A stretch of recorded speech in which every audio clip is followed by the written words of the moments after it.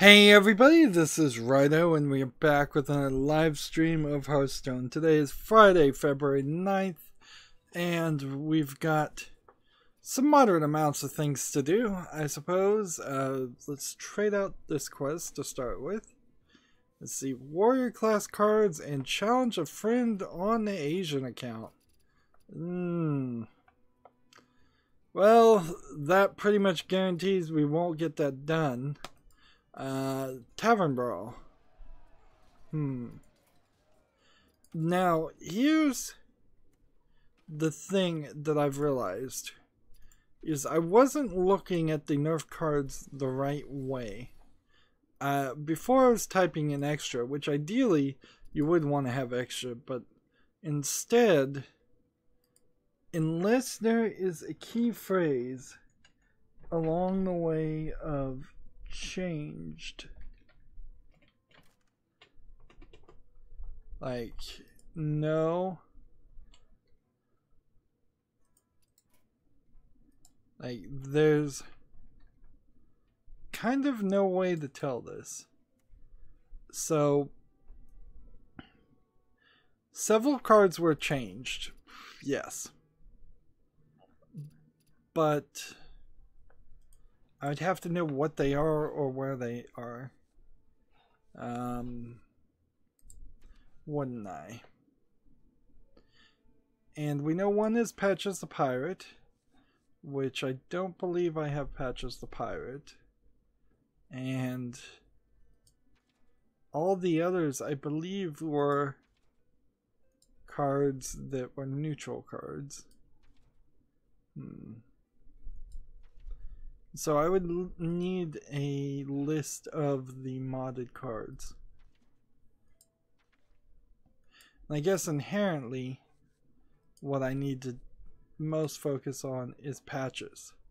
Because the other cards, like, don't matter as much. So I don't have Patches the Pirate here. This card was recently modified, so disenchanting has been adjusted. So if I did have patches, which I do on other accounts, disenchanting this right now would give me 1600 dust. 1600 dust is an incredibly high amount of dust, and that would be very nice.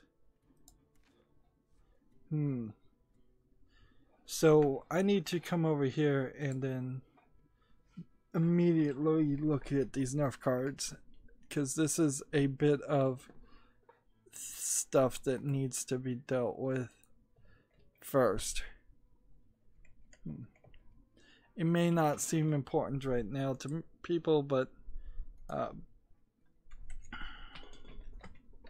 let's see, Hearthstone update.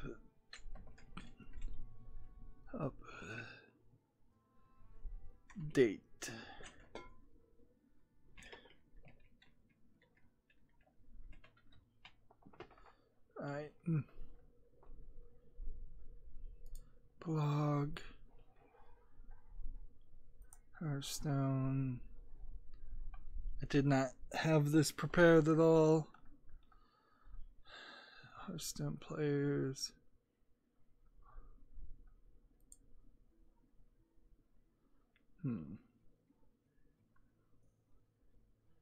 There's the blog article. Come on, load.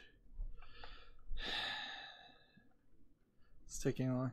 Right now you can get the 30 packs of the Year of the Mammoth for $20. I'd be happy if someone wanted to gift me those, but I don't think I'll be spending any real money here. Every time Hearthstone asks for more money, so this is another one. The Corridor Creeper, Patches, Raza,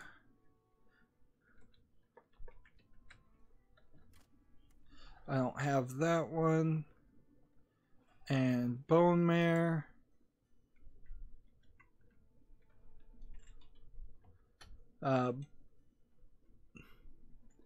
yeah, every time they add more ways to spend money in this game. The closer I feel like we are to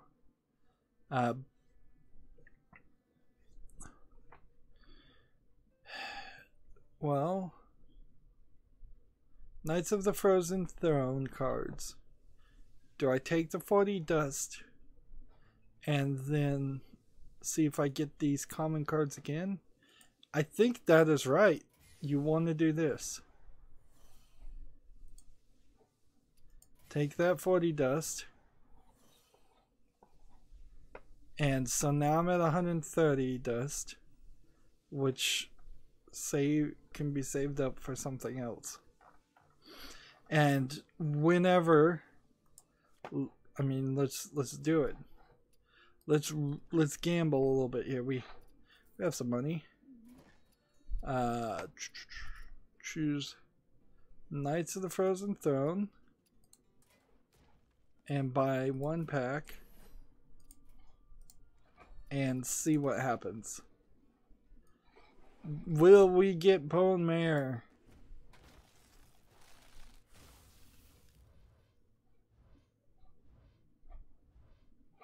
So 3 of these are common cards. So 2 rares.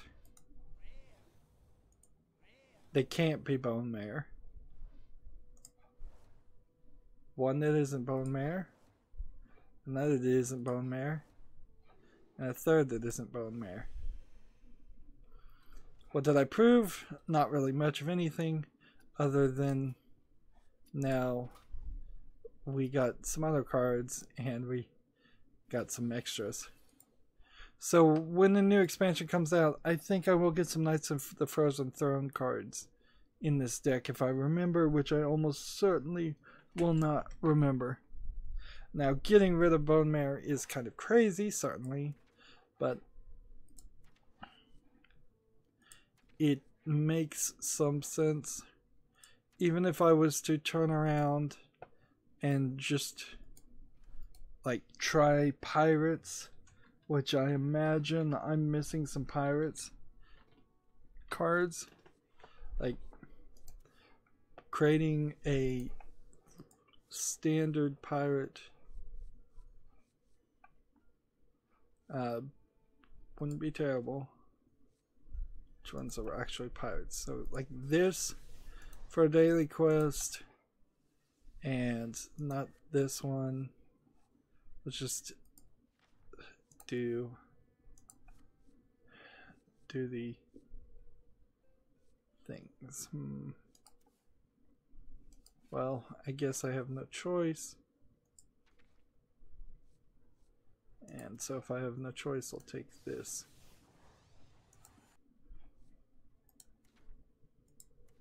And I know that doesn't make the most amount of sense, but I think that was the right move.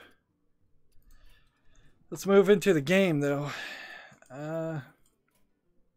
So we need to play warrior class cards. Do I have a warrior deck? Warrior cards. We've got one already lined up called warrior cards, so we're good to go. And let's hop in here and start playing.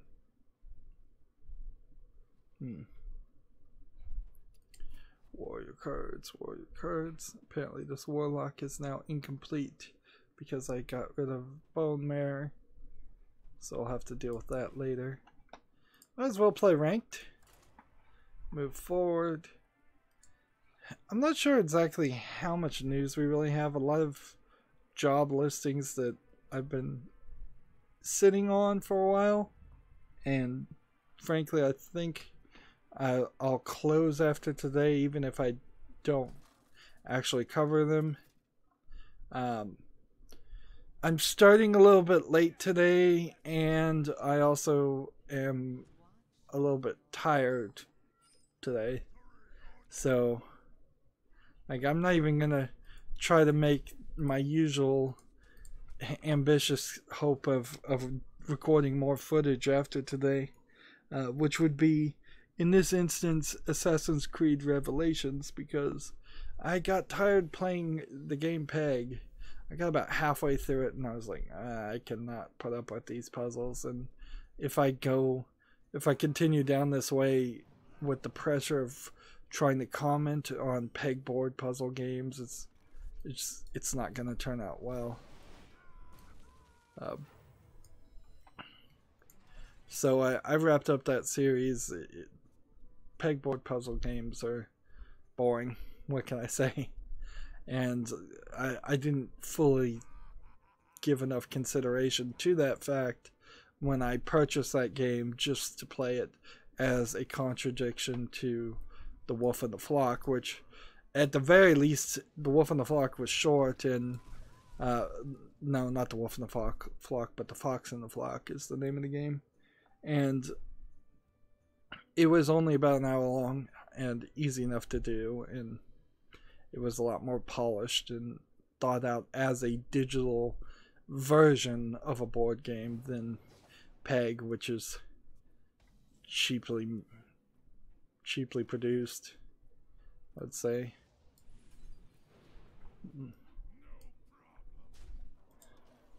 The SNES 9X / SNES 9X 2010, which are emulators that run the SNES, now have CPU overclocking, which should allow some games to not lock up as much, which is weird because I thought the SNES emulators were at 100% already. Like, I thought you could pretty well guarantee any game that was actually released for a Super NES could be run on the emulators at the appropriate speed with no real bugs, with nothing. But apparently there's always more work that can be done. That being said, the Beetle PlayStation 1 emulator is also getting CPU overclocking, which is odd because it already had something called CPU overclocking that was kind of a misnomer. And with that introduction, PlayStation 1 games, I'm hoping, will run better on the Raspberry Pi 3 once that gets ported over to the Raspberry Pi emulation station, RetroPie branches. PlayStation 1 games, in my experience, were sluggish on the Raspberry Pi. It might very well be that they will still be sluggish, and it's just a limitation of the CPU. But if it isn't, and it can actually be improved, that would be great. Of course, talking about emulators is not really the biggest of video game news, except for people who play old games in emulators. I would compare and contrast, though, like the progress of old game emulation for Libretto and RetroArch versus the NES Classic and the Super NES Classic are night and day. There's almost certainly never going to be any update or new version put on those things. They're just going to be pushed out as they are. If they run good, that's fine. If they don't, Nintendo doesn't really care. On top of that, you don't actually have a clue if the NES Mini or Super NES Mini would run as well with any new software or different ROMs.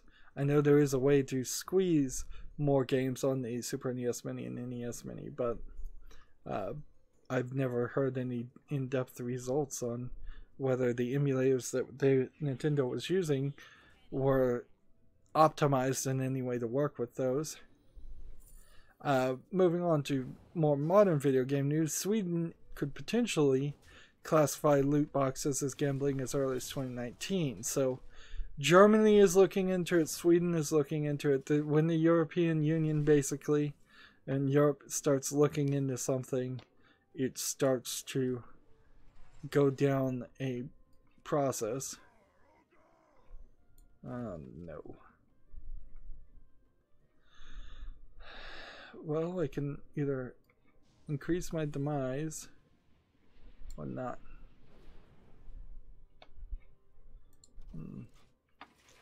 Let's see. The country's Ministry for Public Administration is calling for a closer look into loot boxes. In a lot of ways, this is just politicians wasting government funding money. Let's look into this and then get some bribes in the background, and then have a report that says nothing needs to be done. But in Europe's case, that very well may not be the outcome. They may come back and ban loot boxes in Sweden and Germany, and then all of the Europe, and then loot boxes will only occur in China and the Asias and the United States, which for most companies they still would be perfectly fine with that, because that's still going to be more money than they would have gotten. I seriously doubt, unless worldwide all loot boxes were banned, I don't think you're ever get convince game makers to not continue to have them or add them, particularly when you combine that with a earnings report that I saw. I don't have it as an article in front of me, but apparently Activision Blizzard got $4 billion in money last year from microtransactions and loot boxes. A lot of it coming from King, which is, of course, what's that game that's so bad? Candy Crush company, yeah. Candy Crush. But certainly I bet some of the $4 billion is from Overwatch loot boxes. Some of it is from Hearthstone loot boxes. There's almost every Blizzard game has some kind of microtransaction element in it. Speaking of Germany, Galgun 2 has been refused classification in Germany. So while Galgun 1, or known as Galgun Double Peace, was allowed in Germany with a PEGI 16 rating, I believe, 2 has just been outright refused rating, which means either Galgun 2 is more provocative than its predecessor, or Germany has become more conservative in a very short amount of time, because Galgun Double Peace was only released a year or two ago. If you're not familiar with the Galgun series, it's an on-rails shooter game where you play as a guy who has a magic love gun that is shooting at all of these anime girls that fall in love with you as soon as they see you, because you've been like cursed or blessed by Cupid, and so you're shooting them with the gun to keep them from getting too close. So it's kind of like House of the Dead, except for instead of zombies, it's anime girls that are in love with you. It had an element that makes it more provocative, where their clothes fly off, leaving them in their underwear when you defeat an enemy, one of the girls. And then there was, I think, a special mode if you had your power charge up at the most, where you could go into a like time frozen mode, where I think you're either shooting them still or you're poking them. One of those groping mini games that were getting popular from Japan at the time, and no explicit nudity that I know of. There was some extremely expensive DLC in Galgun Double Peace to increase or decrease the breast size of the characters, of the girls. There might have been another piece of DLC. It probably got more sales because of Twitch. And another article I don't think I have in front of me is Twitch has now increased its concern over provocative games. So I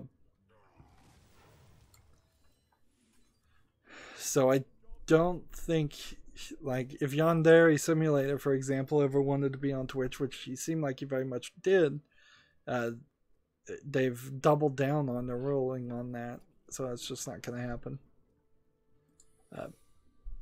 With small YouTube channels like mine being demonetized, I might consider playing Galgun, but on the other hand, it might also rather quickly turn into a scenario where that's a good way to get your channel completely deleted.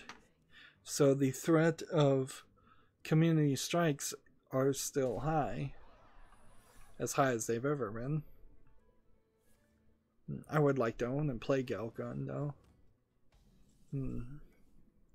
and may even be willing to spend a little bit of extra time to censor things, although I don't know exactly how to censor things effectively. I don't have the software.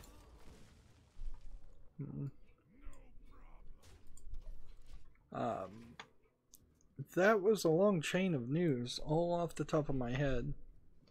It's kind of funny. I'm listening to like the latest co-optional or the second latest co-optional, and they're saying, gee, nothing happened in the video game world. And I'm like, something totally happened in the video game world.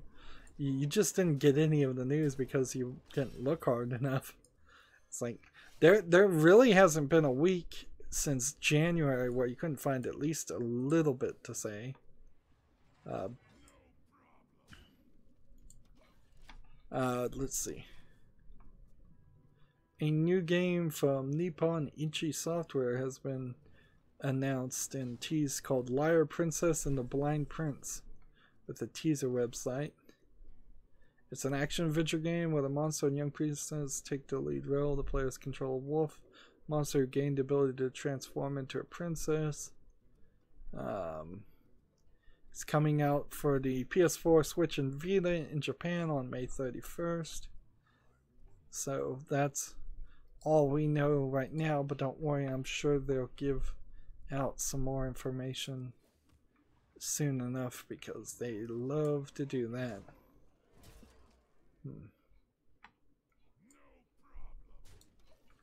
Everybody's Golf has a Final Fantasy 30th anniversary collaboration event that they're going to do. It's a themed golf cart. Let's see. I think the golf cart turns into a chocobo and you ride the chocobo. That's cute. And then one of the characters has a jacket and hat. And then there's another golf cart that looks like a regular cart. Everybody's Golf is available now on PS4, so this is not a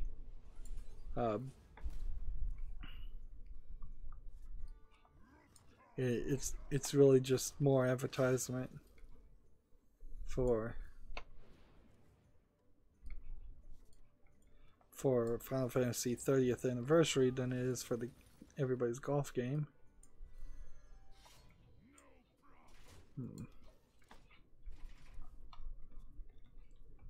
Let's move on. That's not much of a news, actually. A new game or spin-off of Ark Survival Evolved is coming out March 22.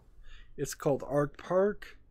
It's a multiplayer virtual reality game based off of Ark Survival Evolved. It will launch on the PlayStation VR, HTC Vive, and Oculus Rift on March 22nd. And Let's see if we can. We're gonna do our standard attempt to add and friend everybody that we just played, so we can do a challenge a friend. The game has standard and deluxe editions. Deluxe editions includes extra outfits. It seems almost like it is an attempt to be Jurassic Park. There is combat in it. There is dinosaur breeding in it. There's gene collecting and exploration in it.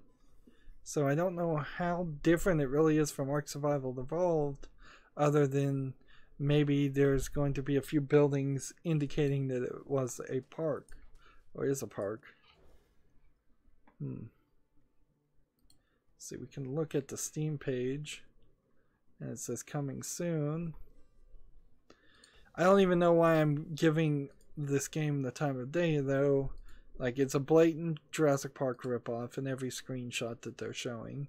They're not really showing any real game footage. The Ark Survival Evolved series of games have not satisfactorily delivered in any finished products, while asking for more and more money, and this seems like just yet another attempt to get more money out of people who somehow still like the series. And I'm glad I never got suckered into it. And in all honesty, this looks good, and then I think Ark Survival Evolved looks good, but it's not a finished thing. Speaking of a not finished thing, The Good Life, the sweary game that he is trying to get kickstarted. Let's see. He is coming to Kickstarter because it failed in Fig. Let's see. The campaign was exhaustively analyzed and re-examined.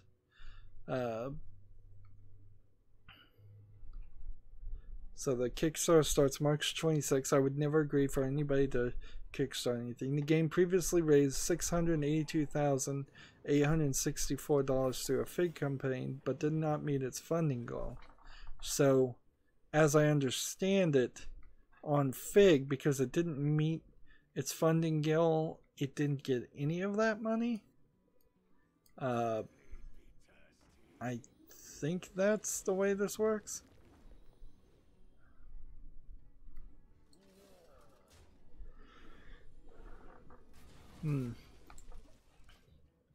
And so they're starting over for scratch. Or the way this is phrased, though, it seems like they did get that money and they just sat on it. And this is sweary. The problem with The Good Life is the idea of some lady coming to a magical city and working some kind of job, and in the city you turn into cats at night is it's just too crazy and inconsistent. And the artistic style doesn't look good enough to catch people's attention. It has a paper mache artistic style, and that hurts it too. The name hurts it. It seems like it's a game that wants to be something like Stardew Valley, where there's very little violence and very little direct instructions as far as what you're supposed to be doing.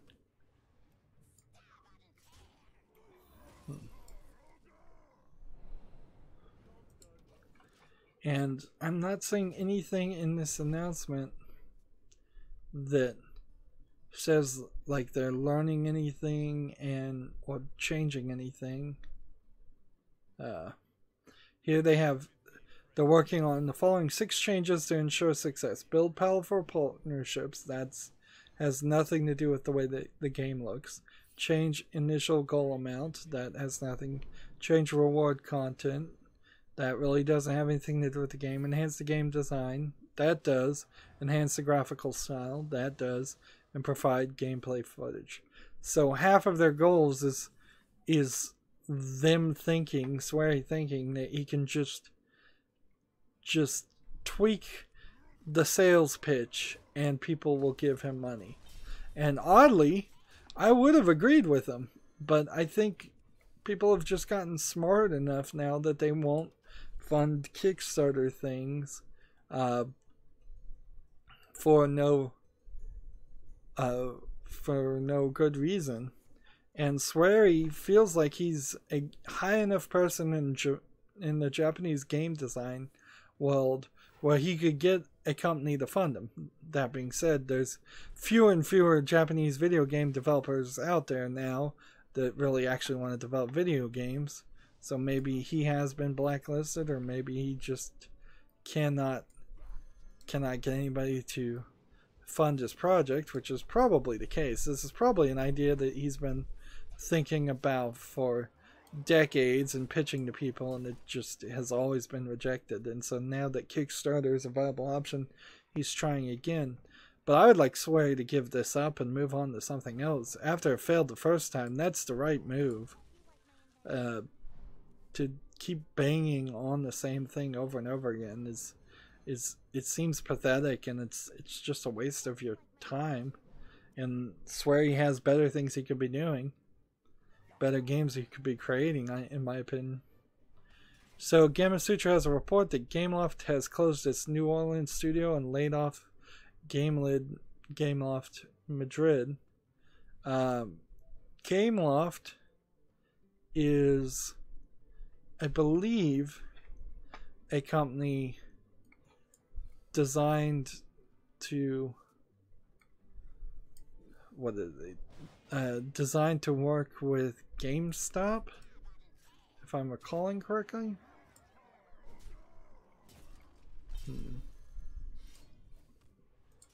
And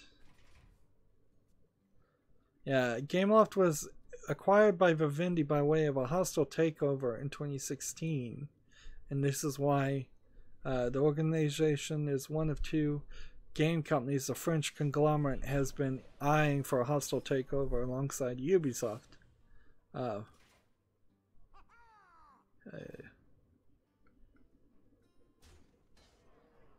Gameloft quietly laid off 29 staff of the members in 2017 in Gameloft Madrid, and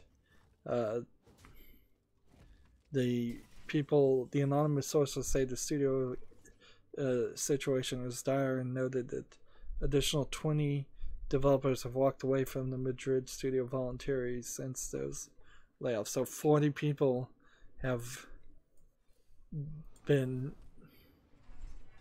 totally kicked out.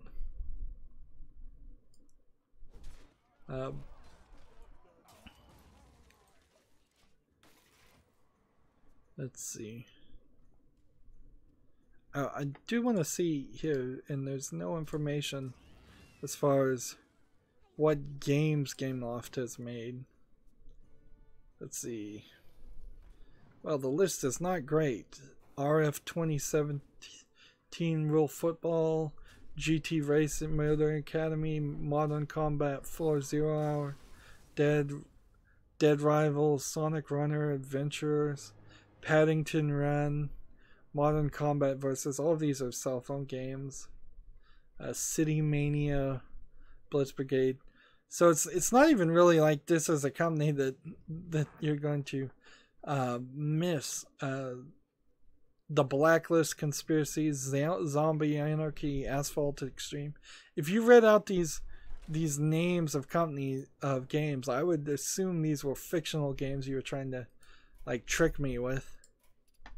Honestly.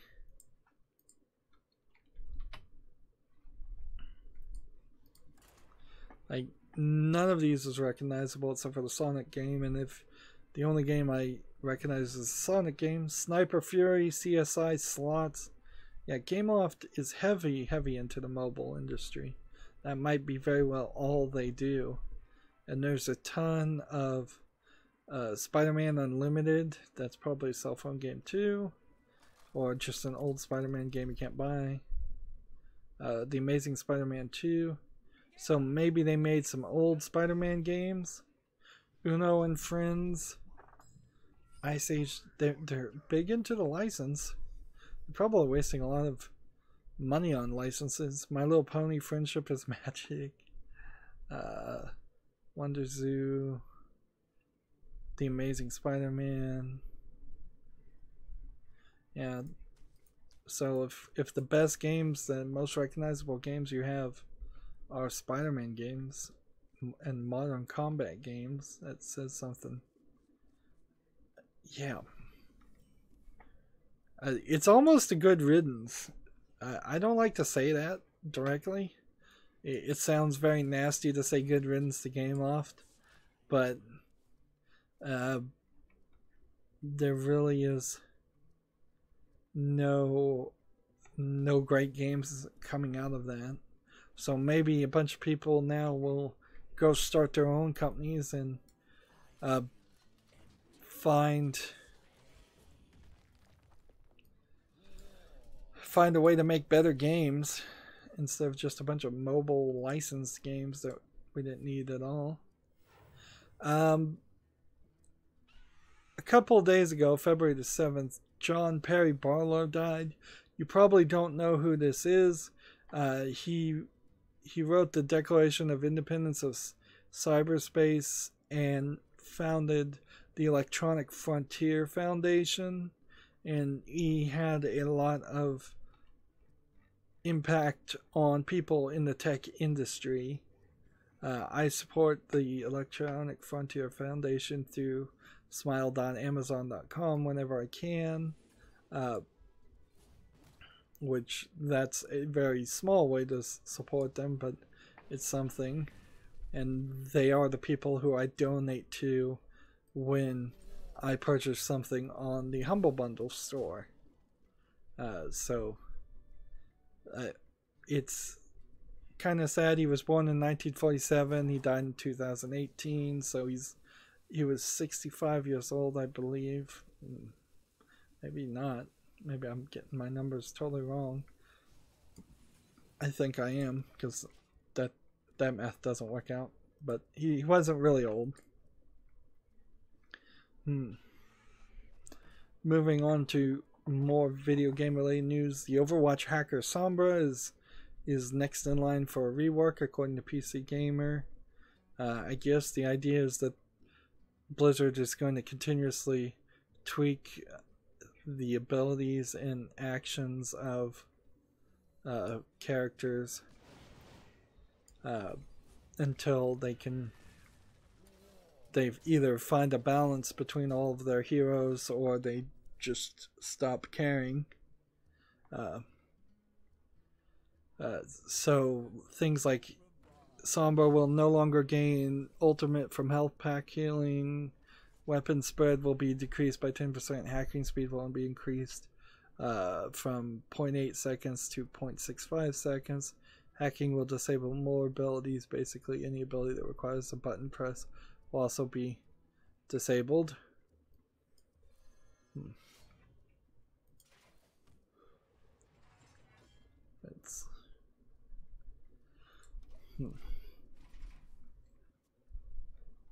So, as somebody who doesn't play Overwatch, that doesn't mean anything really to me, but I'm sure Overwatch players will love that.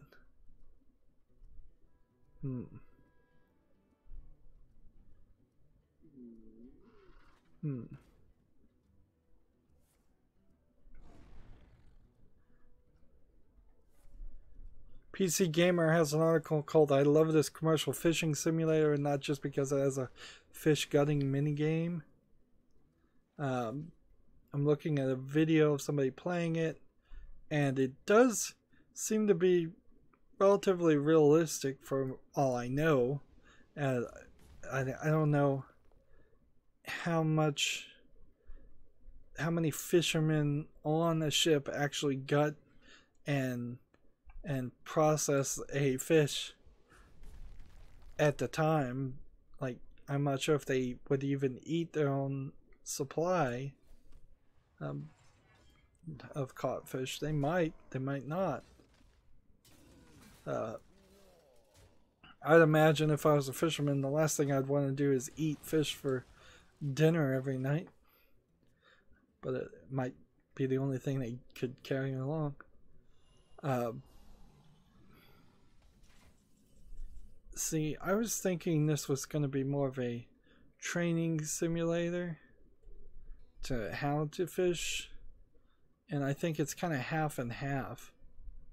It seems like it's a half a fishing game and half trying to actually simulate what life would be like. Let's see.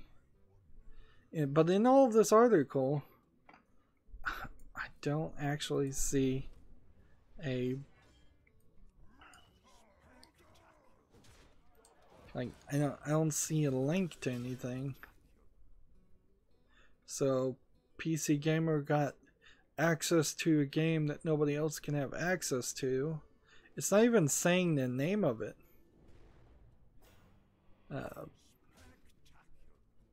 Okay, it's called Fishing Barents Sea. It is on Steam. It's rated mostly positive with 70%. So it is a game. It's $18 with 10% off. Just squelch this guy.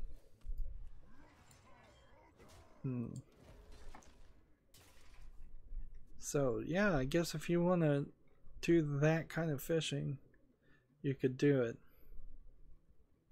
It's trying to be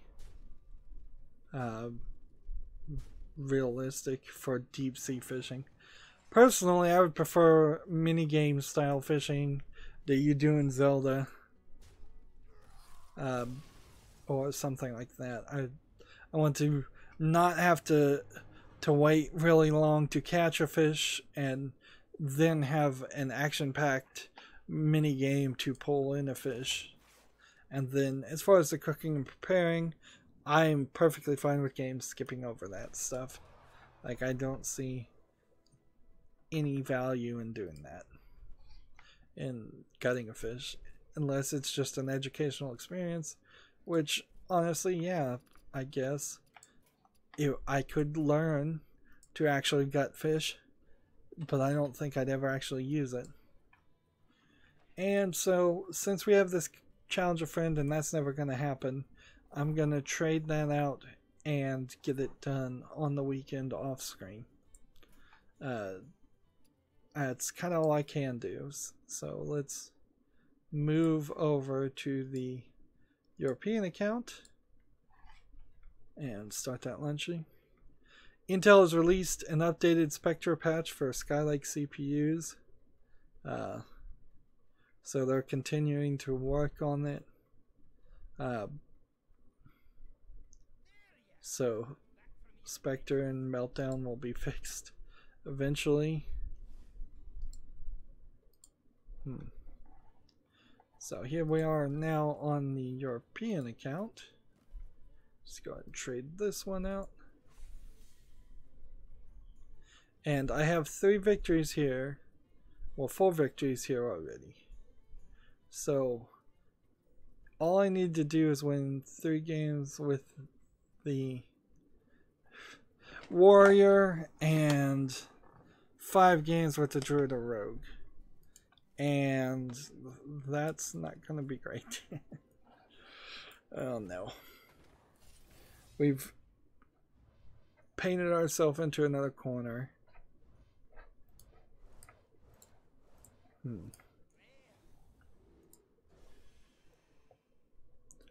Alright. Before we do anything else, let's go back. And I should have done this last time. And start by disenchanting those 4 cards I just got. And look for Creeper.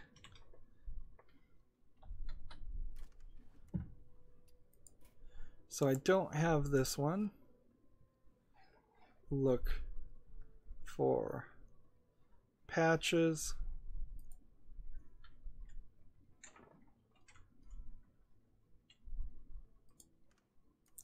Hearthstone deck checker is dying on me.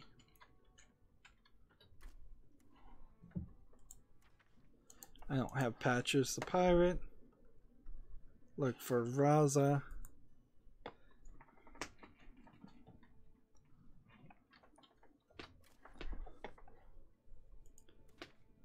Raza. Here's Raza, the Chained. And last but not least, look for Bone Mare.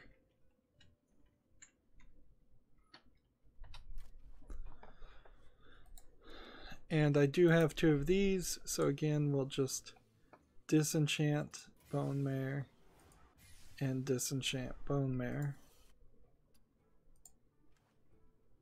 Alright. And we will again come in here, get a Knights of the Frozen Throne pack, and see if we can get Bone Mare back. And when the next expansion comes out, we'll probably buy some more Knights of the Frozen Throne packs. Probably. So again, same scenario. 2 rare, 3 common cards. Bone Mare is a common card. You can get 2 of the same card, so it could be Bone Mare, Bone Mare. Nope. The odds are still kind of low. But not horribly low.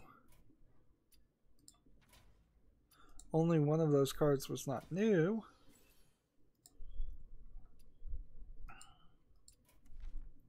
And see if I could go here and then look at standard cards.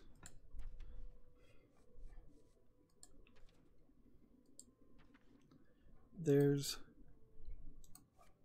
probably some standard cards. There's some Murloc cards. Things that I would like.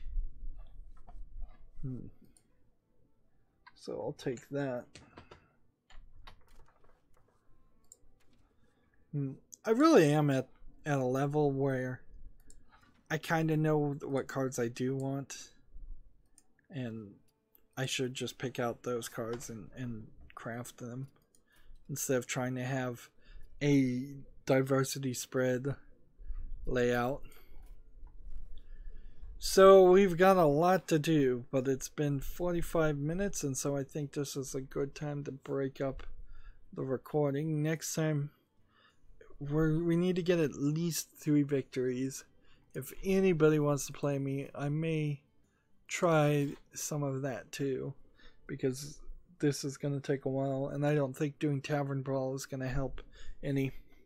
That's it for this recording. As always, I ask you to like, share, subscribe, comment, and watch every second of my videos. All of that helps me out. If you want to friend or follow me on any social media sites, there's a whole bunch of links down below. If you like what I'm doing and want to support me, gift me a game on Steam. That helps more than showing ads. Thank you for watching. Have a good evening.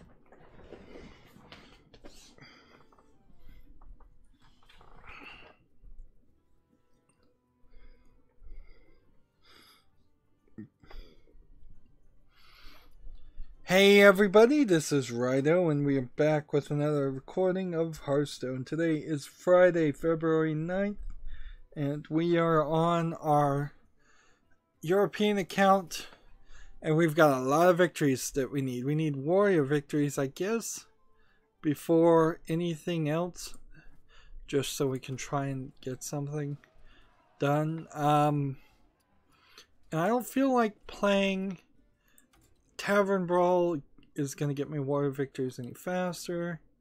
So let's try this warrior pirate deck on casual and just try and get this to work. Let me swing back to my news. Where were we? On news. I guess we were at the point. I did have this. Twitch rolls out stricter rules for sexual content and harassment. The policies, which go into effect February 19th, focus on sexual streaming attire and moderation of harassing behavior on and off of Twitch. So that's an interesting idea where you could potentially get banned from Twitch for doing something off of Twitch, which that doesn't really work well for some people, because if I was going to stream like family-friendly things on YouTube and Twitch, and then let's say I was going to play adult games on, say, I don't know, Pornhub or someplace that wouldn't mind that at all, the idea that Twitch and YouTube would be monitoring my account and looking to see if I was putting something inappropriate somewhere else seems like not only draconian tactics, it seems like blatant censorship on the face of what was just said. Maybe as we get into the details, it will mean something different. In a blog post Thursday, Twitch announced the changes to community guidelines, specifically focusing on harassment and sexual content policy. The post introduction addressed. Maybe we should just read the blog post instead of reading an article about the blog post. Yeah. We're sharing an update to our community guidelines, blah, blah, blah. The story far from Twitch began with a single core idea of streaming video games online. I don't think that's exactly accurate, because Twitch really was a Justin TV spinoff, and Justin TV was not about video games. Let's see. You built a place viewers felt welcome, a place that could be turned to for laughter, gameplay, and friendship. Is that what Twitch is? Blah, blah, blah. There's a whole paragraph of like, this is how great. Anti-harassment and hateful content policies. I skipped about 4 paragraphs, short paragraphs. We want everyone not only feel welcome in Twitch, but to be proud to be part of the community. Well, the problem with saying we want everybody to feel welcome at this point is that people in their minds have defined feeling welcome to equal feeling safe and free from criticism or content that they don't agree with. There are clearly some snowflakes out there who would literally say they don't feel welcome on the planet because other people don't agree with them. First, conduct we deem to be hateful will result in immediate indefinite suspension. Hate speech has no such place in the Twitch community. Okay. So, conduct we determine to be hateful. Well, at least they're not trying to play it off as if there's any objectivism here. It's just whatever they don't like, they're saying directly. And fair enough that if they think it's hateful, they will suspend it. Which, on a lot of these services, I think you should probably just bear your biases on your sleeve. Everybody's gonna have biases, so trying to pretend like you don't is kind of ridiculous. Additionally, we'll now consider verifiable hateful or harassing conduct that takes place off Twitch when making moderation decisions for actions that occur on Twitch. So I guess that means if you say something hateful on Twitter or in some other open forum or semi-open forum, they might kick you off Twitch. So Twitch is protecting itself from bad press a lot in the way that YouTube should be protecting itself from bad press and often isn't.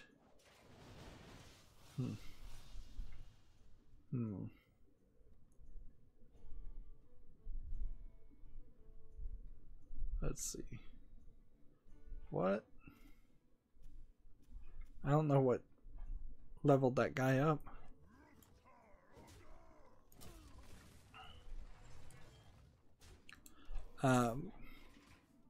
If you use other services to direct hate or harassment towards someone on Twitch, we will consider it a violation of Twitch's policy.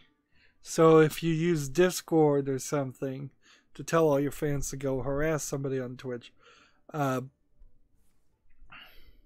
also if you use Discord to tell people to go harass somebody else on Twitter, Twitch might kick you off. But I mean, in the end, I'm trying to play a little bit of devil's advocate here, because I don't want to just immediately say Twitch is censoring people. Twitch is being run by a bunch of SJWs, which they probably are. Like, frankly, aren't all the big tech companies being run by the same people, same types of people? That may sound a little too much like a conspiracy theory, I know, but it sort of is the truth.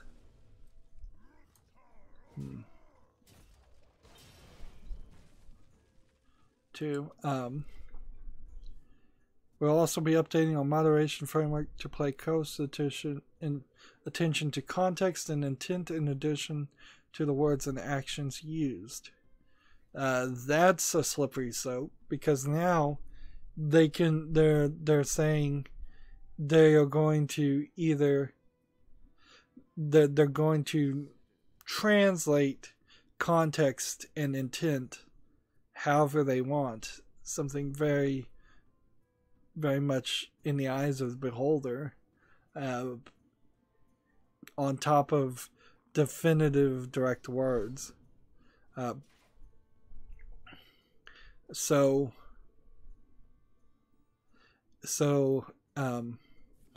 if somebody jokingly said, wouldn't it be funny if Twitch streamer X had a heart attack right now while he was playing, they might go, well, that was clearly a death threat. The context and intent there was you would be happy if he died right then.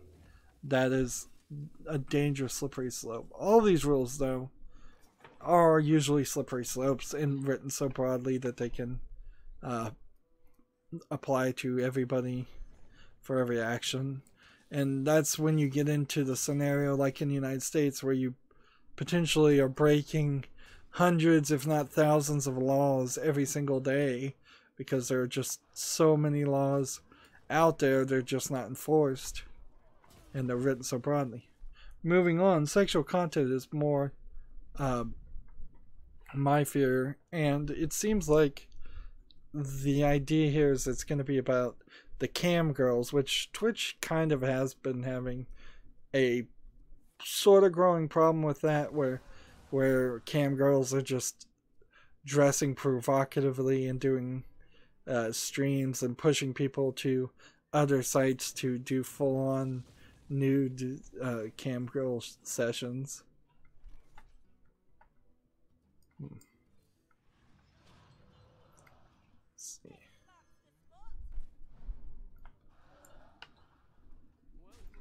I am playing for victories, so I need to remember that. Let's see. Under sexual content paragraph, Twitch is an open global community with users of many ages and cultures. Because of this, it's important that your content is not sexual in nature. Well, why can't you give us then a Twitch adult section? Like, at the end of the day, the banning is the problem. If there was an adult section and age verification, just like Steam has, just like so many other websites have, that would be fine. But just saying it's gone is is giving a poor product, frankly. And honestly, it's hard to play video games without there being at least one awkward innuendo in it. Like, that just comes with games.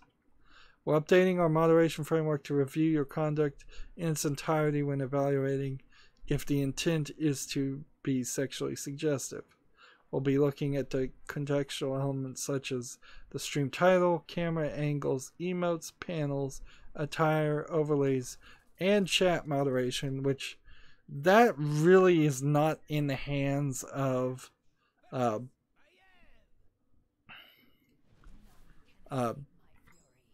like, you can't really moderate your chat too much. And if channels get banned because a group of people go on that channel and start saying things, like, how far does that go? Say you are a woman gamer and you do nothing to encourage it. You're dressed appropriately, the camera angles appropriately. You go on there and you start streaming, and people, and usually kids, I would assume, decide to start, sexually harassing them, saying, "Hey, you're hot, you're cute, I love you," stuff like that. And let's say she's cool with it. She's like, "Oh, thanks, that's nice," and she's not shutting it down. She's not immediately reporting it for harassment, which I've already probably made a mistake in that statement, because I've equated what could be legitimately just compliments as sexual harassment. And normally, if I was making a different argument, I wouldn't say, "Hey, you're hot, you look nice, you're cute," as actual harassment things. It only turns into harassment after the point where she says, "Hey, don't talk like that. Let's not have talk like that," stuff like that. Once she shuts it down and it keeps happening, that's when it becomes harassment. The legal definition is unwanted sexual attention in some instances. And so let's say she's like cool with it. Is her channel potentially going to get shut down, a perfectly appropriate lady gamer, simply because she wasn't SJW enough to claim all attention that she gets in the chat is harassment? That's the slippery slope argument that I'm afraid of here. Offering access to prohibited sexual content such as lewd on Twitch remains prohibited. Attire and gaming streams, most at-home streams, and all profile and channel imagery should be appropriate for public street, mall, or restaurant. As a reminder, we do not tolerate using this policy as a basis to harass streamers on or off Twitch, regardless of whether or not you think they're breaking this rule. So, while Twitch may shut you down because you're inappropriately dressed, you still can't tell other people they're inappropriately dressed. The transition period is the next thing. The full changes are available in the revised community guidelines. You can read some examples and learn more. Man, I hate when they do this, when it's just article after article that links to article after article. This is how YouTube works. So the community guidelines have things like breaking the law, suspension, evasion, self-destructive behavior, violence and threats, hateful conduct, and harassment. I would like to point out that under breaking the law, it is 3 short sentences, 2 lines. Under hateful comment and harassment, it is 3 large paragraphs, no less than 25 lines long. Unauthorized sharing of private information, impersonation, spam, scams, and other miscellaneous conduct, nudity, pornography, and other sexual content, extreme violence, gore, and obscene conduct, unauthorized content sharing, and other copyright violations. Copyright violations are only 5 sentences. There's a list somewhere of games you cannot play on Twitch, but neither one of these have actually listed towards that list. So that's a very generic, generic is what I meant to use, set of rules with no real examples. And we can really, since it's just a bunch of generic rules for Twitch, we can really just see how the enforcement goes, because it could be really it could go one way or the other.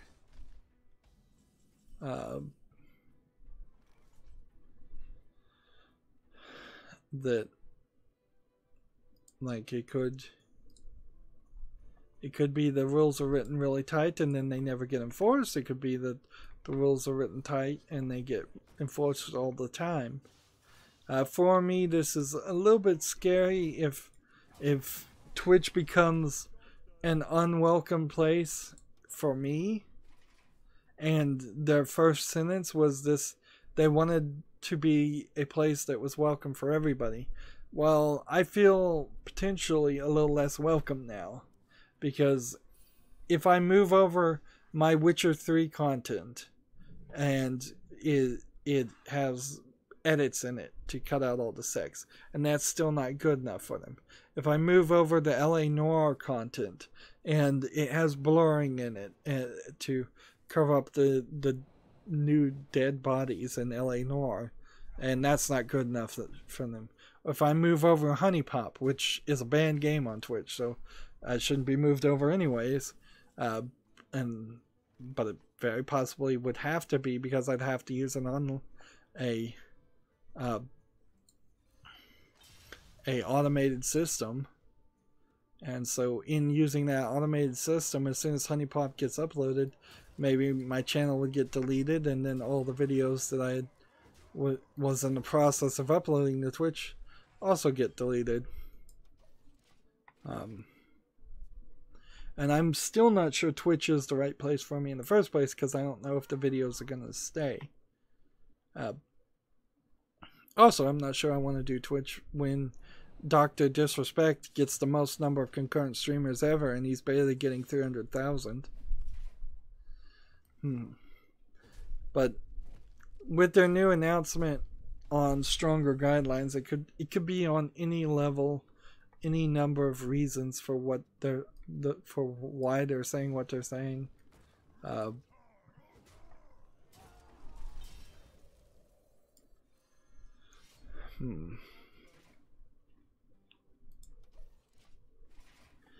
Moving on, the Switch rhythm game Voez, V-O-E-Z, just got another 14 free songs.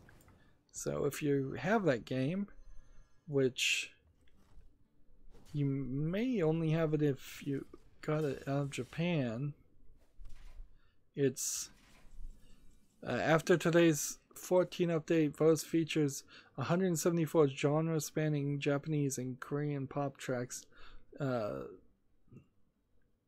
incorporated with well-designed beat patterns and stellar visualizations.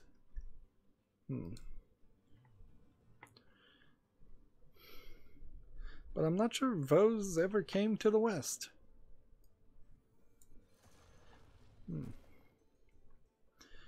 Honestly, looking at Voez though, looking at it again, I don't know if it's the right type of music game for me. It's a little too complicated. Honestly, I don't want to play music games. I just want to play games with good music. Trying to do matching beat patterns, trying to pretend like in some weird equivalency I'm actually playing music is beyond my abilities and beyond my interest. Now, I would like to listen to 174 Korean pop tracks and Japanese songs, but also I bet those would get content ID'd like crazy.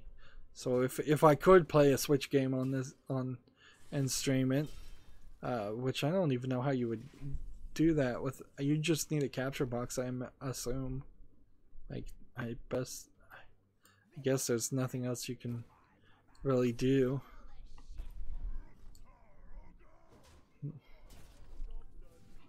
This guy's getting powered up more and more. The PS4 Pro's new super sampling mode has been added for 1080p users.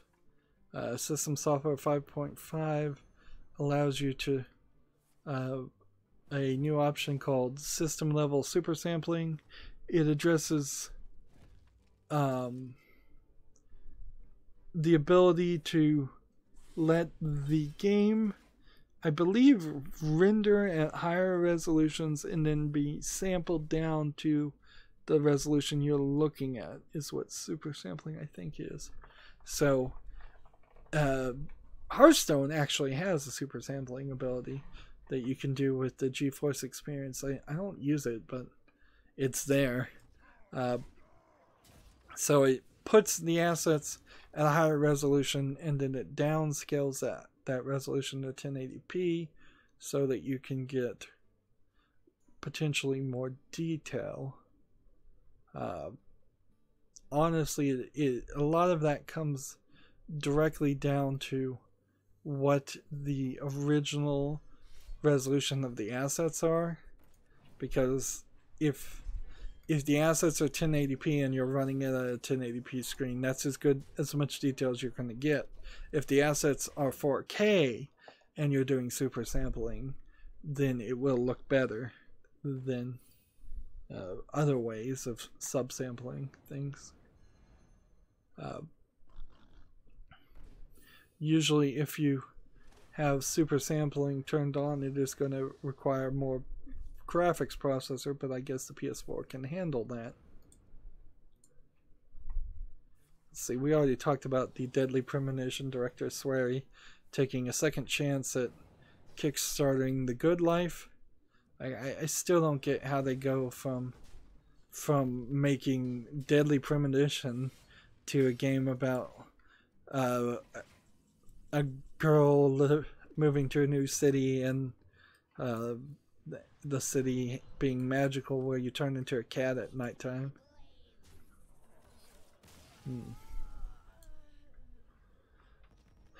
I suppose I should turn on the Hearthstone deck tracker again while I think about it.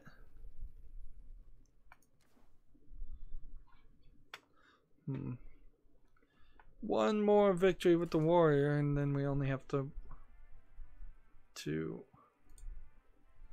worry about the third quest. That's not really an article, so we won't talk about that. Yet another Fate in the Fate series game is coming out, so this time Fate Grand Order Arcade launches in late July in Japan. It's launching with 20 playable servants, is what it's called. What kind of game is this? The arcade game is based on the characters known as servants and settings that appear in the Fate Grand Order smartphone game. The player will control 3D versions of the servants and battle with friends in Spirit Summons team battles. So it seems kind of like a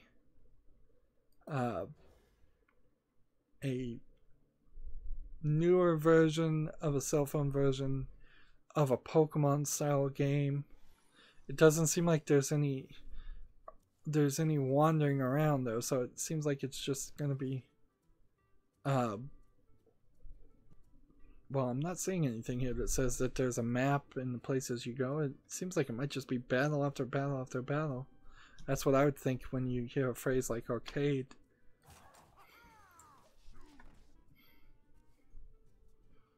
And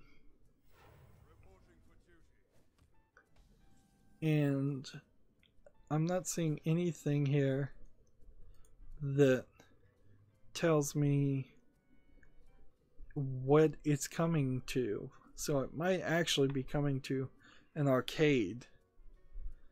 Well, this is a lot on screen for an arcade game.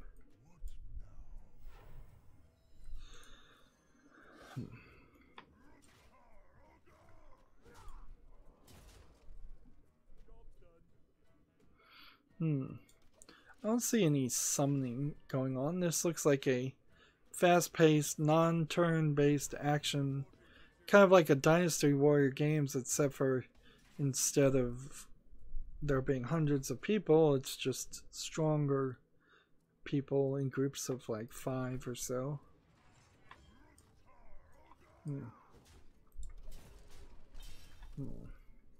Ton of abilities and menu bars and 4 or 3 people teams, and you're running around pretty empty countrysides according to this.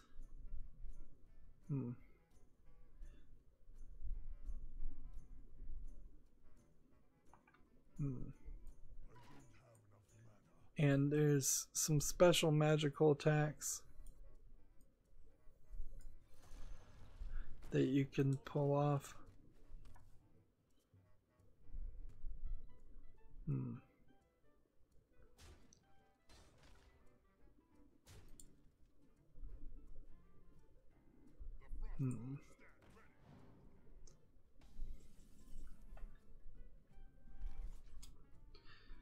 Yeah, it seems like you just run around a 3D flat area, basically, and that 3D flat area allows a large group of people to fight.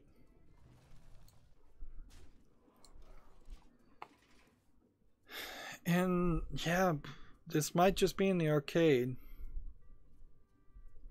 Like, they're calling it an arcade game, so it'll definitely never come to the West if it's an arcade game. Man, there's so many Fate games and movies and books. Mojang's game Scrolls, which they were sued, I believe, by ZeniMax for using the name Scrolls, because ZeniMax was claiming they owned the phrase Scrolls as in Elder Scrolls, which that is unbelievable and unrealistic of a claim, is that they think they own the entire, every variety of the word Scrolls. Anyways, those servers are going down because nobody played Scrolls. I'm not even sure if the game was finished. I know they were working on it. Mojang says they hope to make the software public. It was a collectible card game / strategy game. Let's see.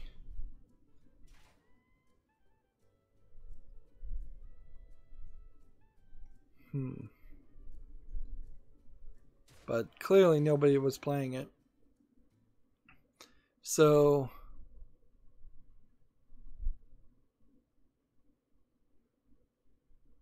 on, let's see, February 11th, beginning at noon Eastern Time, it will hold a short and sweet tournament, open to all, with no restrictions on decks. And let's see.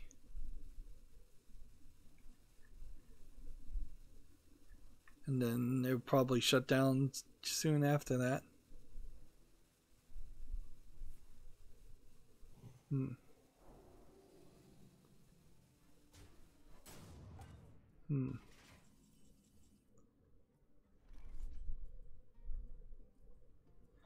So yeah, just kind of with a whimper, Scrolls goes out of business and gets shut down. Let's see.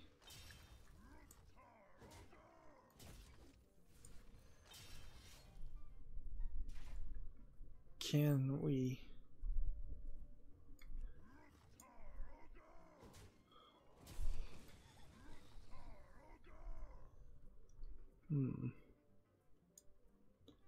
How many of these do we want to get rid of? So that leaves me with 7.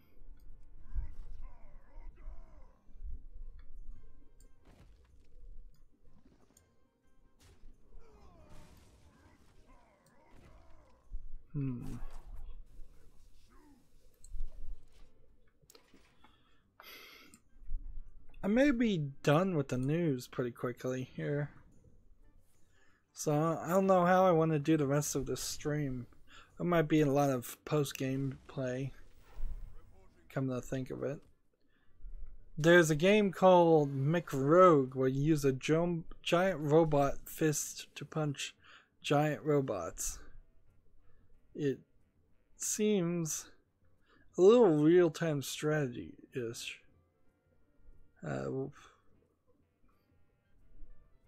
Or maybe I'm just watching a scene in which the main character is fighting a giant robot and I'm not getting the right perspective. Yes, actually that's what I am seeing.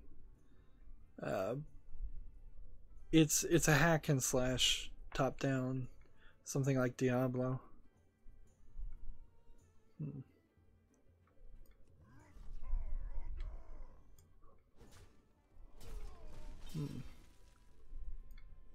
Let's play this. Play this. And then this.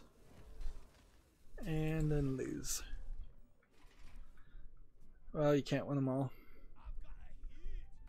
So McRogue must be a new game because I haven't heard of it.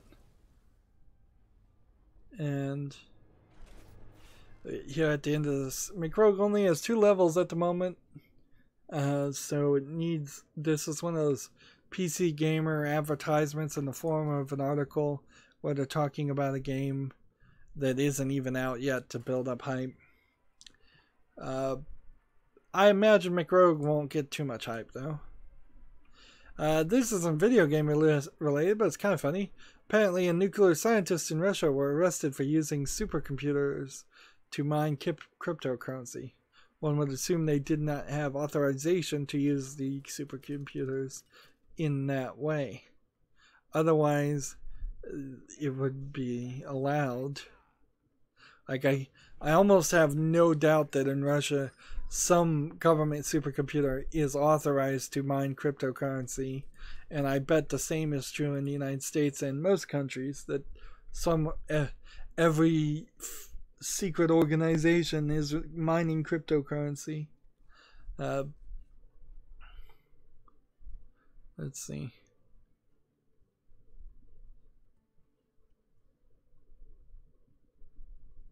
The Russian Federal Nuclear Center. So it's the nuclear facility is the facility that they were using the supercomputers in. So very possibly they were using supercomputers that were supposed to be watching the power flow of a nuclear reactor and making sure it didn't overheat. Let's see. There are 20,000 people currently employed at the facility. It has a supercomputer that is capable of 1 petaflop. The supercomputer is not supposed to be connected to the internet, which was the scientists' undoing. Once they attempted an online connection to mine cryptocurrency, an alert was sent to the facility's security department, which in turn contacted the Federal Security Service. So they didn't even get any money out of it. That's no good. I don't know if they really have to be connected to the internet though, the miner coin. Excuse me. I think if you put some extra effort into it, you probably could set up cryptocurrency by moving the files over to a supercomputer, then transferring those files, the Bitcoin, to another computer and never having it actually connect. But I would imagine these criminals weren't that smart, because if they were that smart, they probably would have realized that they were going to get caught trying to do something.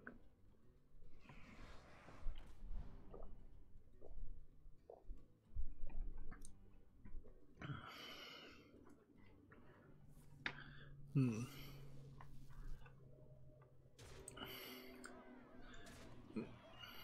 Let's see. We already talked about super sampling. PC Gamer has an article. Genesis Noir is a stark romp through the entire universe. Is this a game they've already talked about? Are we getting more advertisements? That's always the risk looking at PC Gamer. I think it is. Genesis Noir is currently on Kickstarter. It's earned $25,000 and will run for another 6 days. Yes. So this is just an advertisement for the Kickstarter. Wish I had better sources and more trustworthy sources, but I just don't.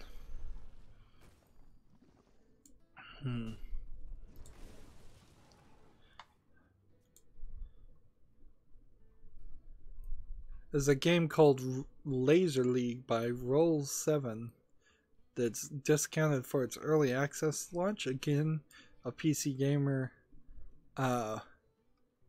article / advertisement. Let's see. Apparently it's made by 505 Games. Isn't that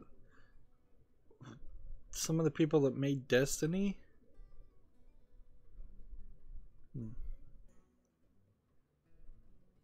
Well, looking at the game, it looks kind of cool, but it also kind of looks like a attempt on redoing the Tron Light Cycles game in the way that it would be an actual playable game. And the thing about Tron Light Cycles is it's not really that fun of a game. That being said, there's 153 user reviews and this is sitting at 94%.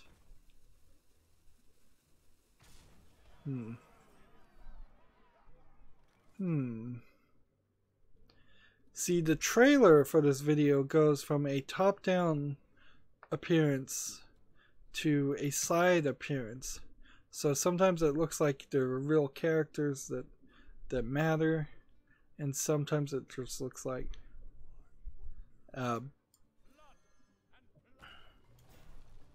it looks like you're just playing a top-down game.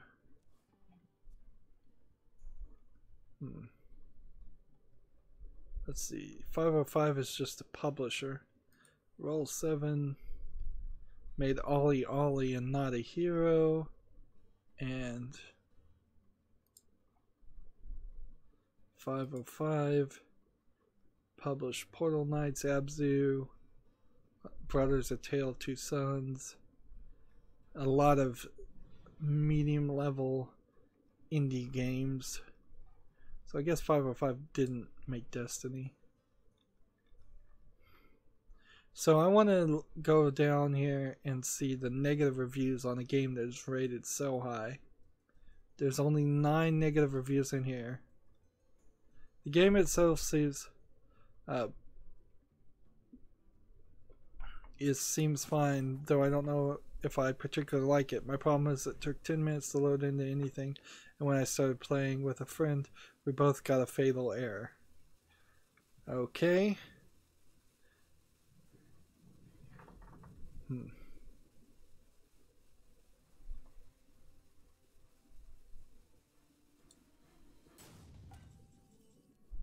Low player base is a criticism.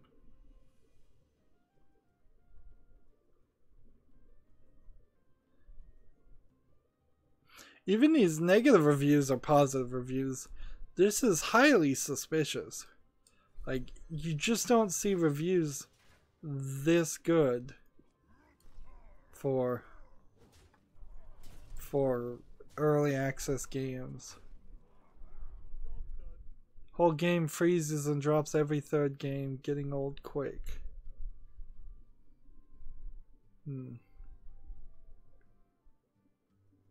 It's a mashup of different styles, but it's done very poorly. It's bad for your eyes too. And view response. And let's see. Every single one of these negative responses, except for one, I think has a developer response. No, two of the 9 negative reviews for this game have developer responses to them, which makes me feel like the developer is censoring the criticism to a very effective way. Like 94% success rate for a game that to me does not look that interesting. Like, it could be crazy fun to play. It is also one of these games where I think you have to have at least 3 people playing with you. Let's see, it does say it has single player, but every video, which all of these are videos, there's like 5 videos alone.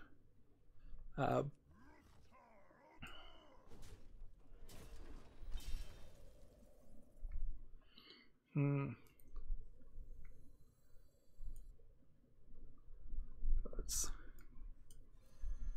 do this. And then do this. No, I've lost. Yeah, looking at these screenshots, it seems like the camera just moves and does some cutscenes when you win or lose.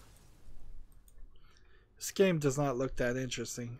Laser League does not look that interesting to have a 94% rating. I would wait. We need to see some more people. Wait till it's out of early access. If it really is this amazing game, it'll still be an amazing game at that after it's out of early access. Wait till there's more people willing to review it. It's just highly suspicious. When some of the best games I can think of on Steam have 78%, 80% ratings, to have something have a 94 seems fishy to me.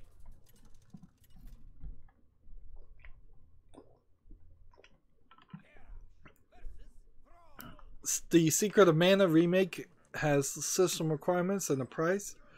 The fully 3D version of the 1993 Super NES game it will be live next week. And how much is it? It is $40 on Steam, and its minimum requirements are nothing much. DirectX 11 and 11 gigabytes of storage, 4 gigabytes of RAM. That's to run it at 720p, to run it at 1080p, 4 gigabytes of RAM. DirectX version, I believe 11. Again, and 11 gigabytes of storage. The only real difference is that the minimal requirements say you can do an i3 2.4 gigahertz, where the recommended is an i5 2 gigahertz. So having more cores on an i5 allows the cores to run at a lower thing.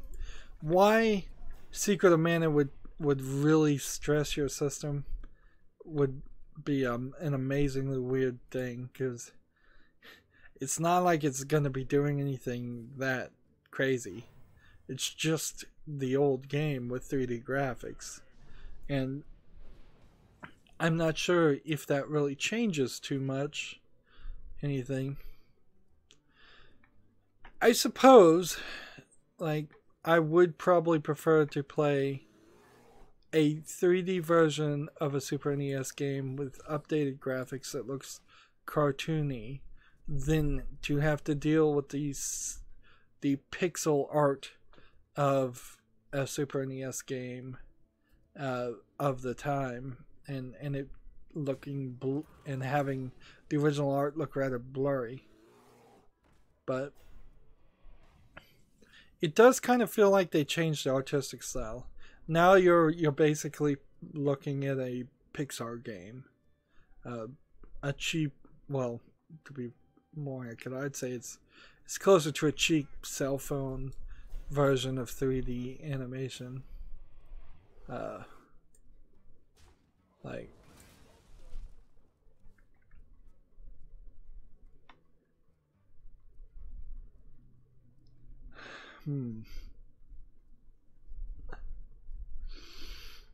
I guess a lot of it is just going to come between whether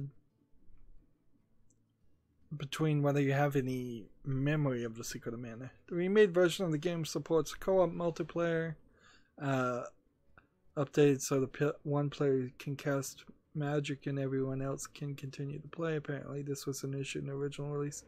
It offers a brand new rearranged soundtrack alongside the original soundtrack and the option to switch between them and will.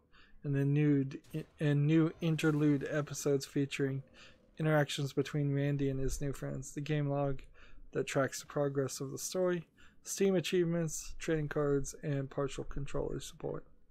It's kind of weird that new games can promise trading cards now that that Steam is not guaranteed that all people can get trading cards, so that there's less fake games on their store. But I would assume companies like Square Enix, which is the people releasing Secret of Mana, don't have to follow the rules like everybody else. It's funny, the Secret of Mana, honestly, in this new way that it looks, kind of just falls through the cracks and looks like a bad cell phone port of a game instead of being a history making like important footnote in Super NES's lineup. If I was a new player and I wandered across this game, I'd probably just hit next and never want to play it. In fact, the only reason why I do want to play it is because I know it's a popular game from 1993 being remade, which sets an odd precedent, because what if there was a game that came out in a remaster form, but it was a bad game? Actually, I guess I don't have to say what if. Bionic Commando really was just a remake of a game that wasn't that good, from best I can tell. And I did play it, and I was not satisfied with playing it. Let's go ahead and kill these. Moving on though, David Gator has left Beamdog. Gator, the lead writer of Dragon Age games, has left. He left BioWare for Beamdog in 2016, and now he is leaving Beamdog. Let's see. He worked on Baldur's Gate 2, Knights of the Old Republic, Neverwinter Nights, all heavy story-related RPG type games. So he's a big name. Let's see. His quote is, "So today is my last day at Beamdog. Mixed feelings as I pack up my desk, as I'll miss the crew. Big thanks to Trent Oster, and I wish everyone here all the best, but it's time for me to move on."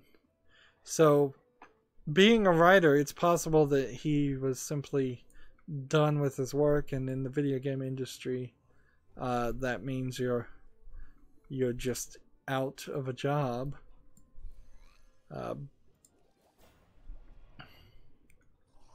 Like, he may have written the entire story for the next game that Beamdog is going to release.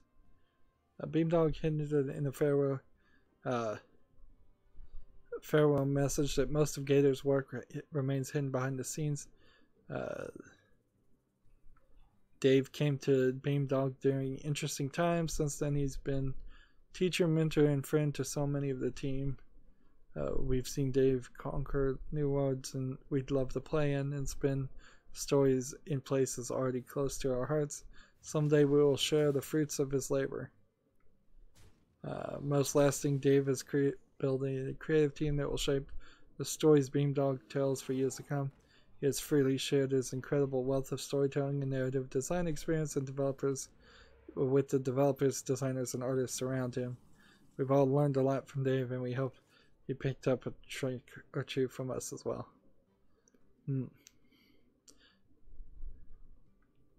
Beamdog's co-founder Trent Oster said Gator's departure has been in the works for a while, so the impact on current projects will be minimal. Dave was a valued member of our team and has done a lot of great work for us over the last 2 years, Oyster said. While we're sad to see Dave go, we're anxious to step up and show how we have grown as a studio and as a team. So no real indication as to why he's leaving, if there is really any reason. I sometimes wonder in our current environment if there isn't going to just be a run of people who quietly quit or leave their jobs before some controversy comes about. Comes out about them. Certainly that might be the better move. That being said, if you have some controversy that's haunting you and following you for the rest of your life, leaving one job, getting another job, as soon as that controversy comes out, people are going to be claiming for you to be fired then and there regardless.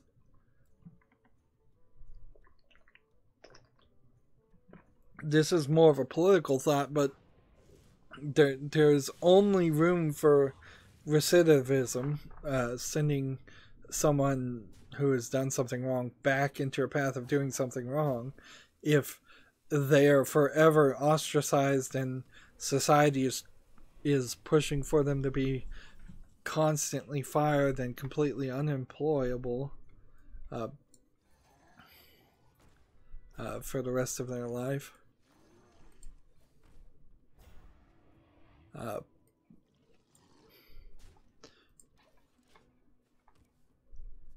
Let's see, I'm looking at Beamdog. They made MDK2, MDK2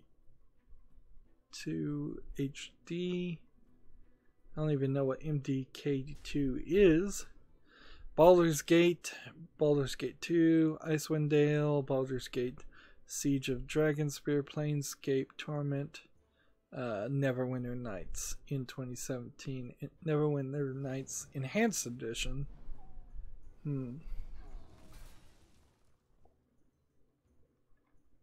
So Beamdog hasn't really made that many games.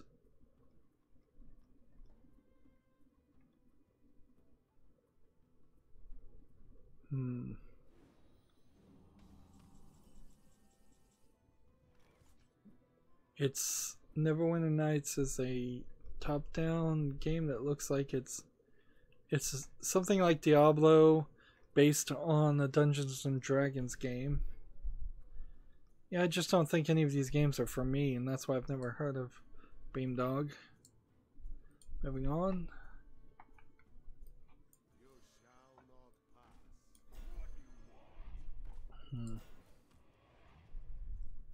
And let's attack that one. And attack that one. There's a rumor that NVIDIA Ampere might launch a GeForce GTX 2070 and 2080 on April 12th. I don't see how that would be right, because why would it go from a 1080 Ti to a 2080 Ti? It should be an 1180 Ti should be the next thing. So I don't believe this rumor. It would be nice if NVIDIA came out with some new video cards, but unless these new video cards have something in them that stops Bitcoin mining, and it's a way to keep the prices a little bit lower and keep the inventory a lot higher, and it was a major improvement over the 1080 Ti series. Like, I don't think they're coming out with a new one right now. PC Gamer has an article, World of Warcraft's new level scaling is fun, but only if you love nostalgia. Because one would assume that if you don't want to go back to the old parts of World of Warcraft and play at your current level in those old parts, you're probably not going to see much of a difference.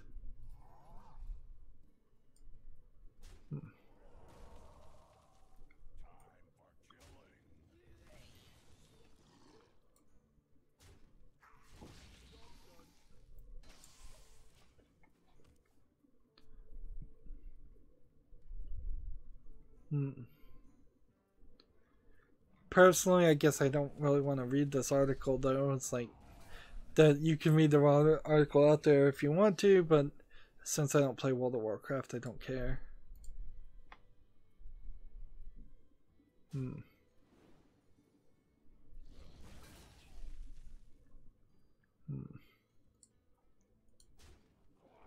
Apparently, Google is considering streaming service for games, similar to PlayStation Now, through the Google's Chromecast or an entirely new console. I guess that would kind of work. Like, would kind of make sense. To get into that market, I would suspect that it might not be AAA games, though. And if Google was going to try and stream AAA games, why not partner with Valve and bring it to something that you could take your Valve library, your Steam library of games, and stream those and more.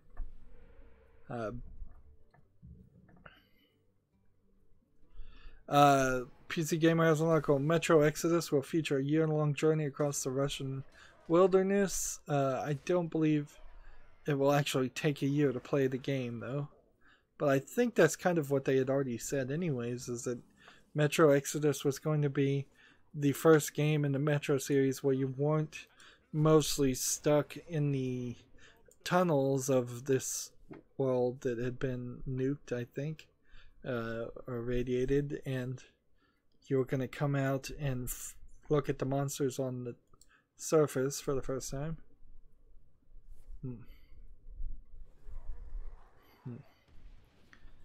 Let's see. PC Gamer has an article. Witch Ball is a Pong reinterpreted as a sci-fi racing game. And let's watch this trailer. This looks like total garbage in every cut screen. So, like, I don't know about these half the time. Yeah, this game, Witch Ball, it's like two characters running on an infinite runner plane, and they're bouncing a ball back and forth like Pong while also having to run. And this concept would be really cool, but in practicality it just looks horrible. The animation style is awful. So come back to me, Witch Ball, when you have a good looking game. Right, jobs, and that, and that's another job, that's another job, that's another job, that's another job, and that's that. And this is going to be the end of the stream pretty soon after this game. There's no new Humble Bundles. And let's look at the Twitter. I think what I'm going to do is just read out the title of the job and the location of the job and who it's for, and that's about it.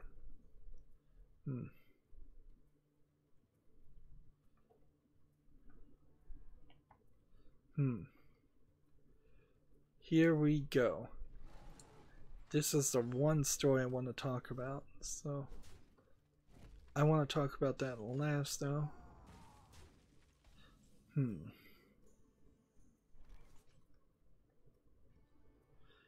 Battleborn 1944 plays like a shooter born in 2005, which means it's probably garbage.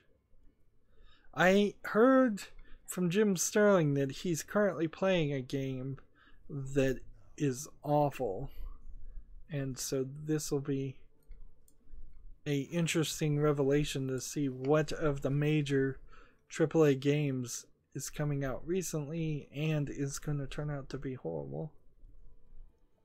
The Evil Within number 25 aired 29 minutes ago on my channel. Getting close to the end of that series.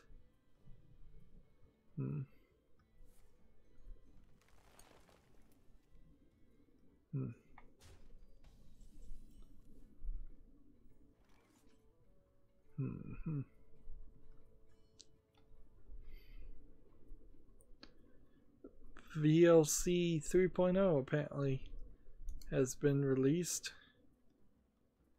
If you are familiar with that video player program, I use it. I think I use it at least to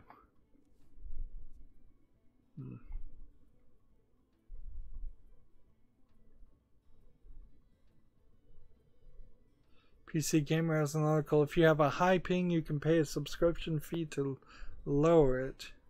I kind of suspect that might not be true, but maybe there's some way you could get around with it. Like, I don't think I would pay for something like that. Why not pay for better internet service provider in general?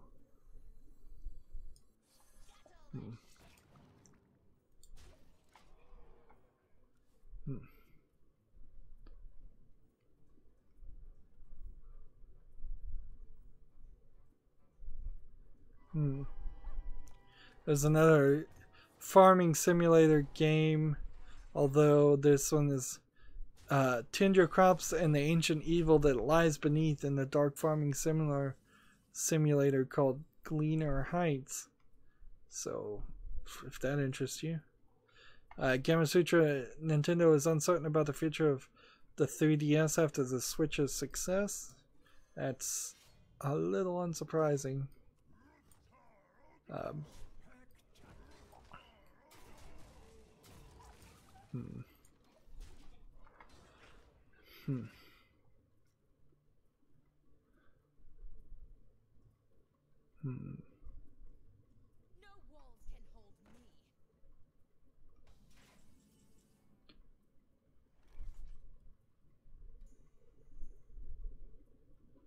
See, I'm still scrolling down my Twitter to see if there's any new news that we haven't covered yet. I'm really not sure what I'm gonna do this week. It's probably not gonna this weekend. Probably not gonna be too much, honestly. Like, I could see myself taking it easy on my channel a lot. Just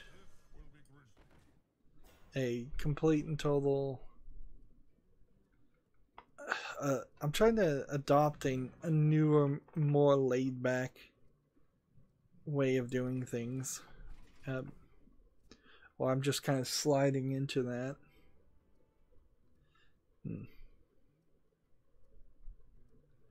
Apparently there's a Dishonored 2 graphic novel coming out this month. That's really late.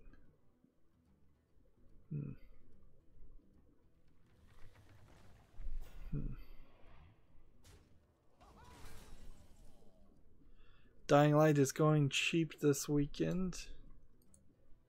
So Dying Light will be on sale. I don't believe I own Dying Light, so I'd like to get it, but not quite ready to invest into a game that I won't get around to playing. What can we do?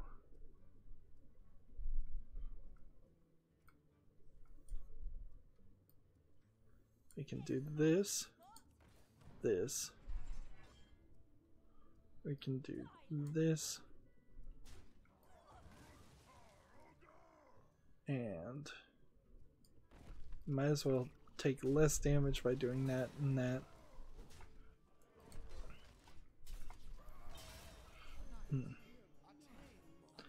Alright, so that's all the news.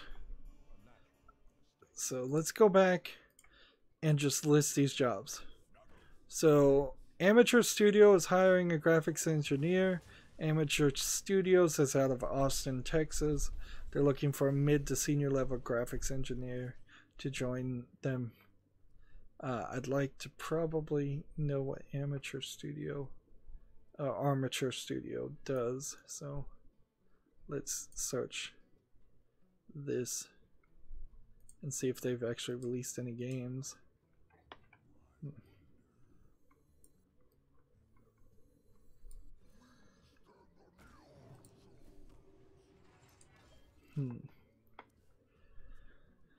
What games have they made? Metal Gear Solid HD Collection, Batman Arkham Origins Blackgate. So this might be a new Batman game. Unfinished Swan, Borderlands The Handsome Collection, Recore, and Death Star. Recore was the latest one to fail. And they seem like they're probably an assistant company, because I don't think that they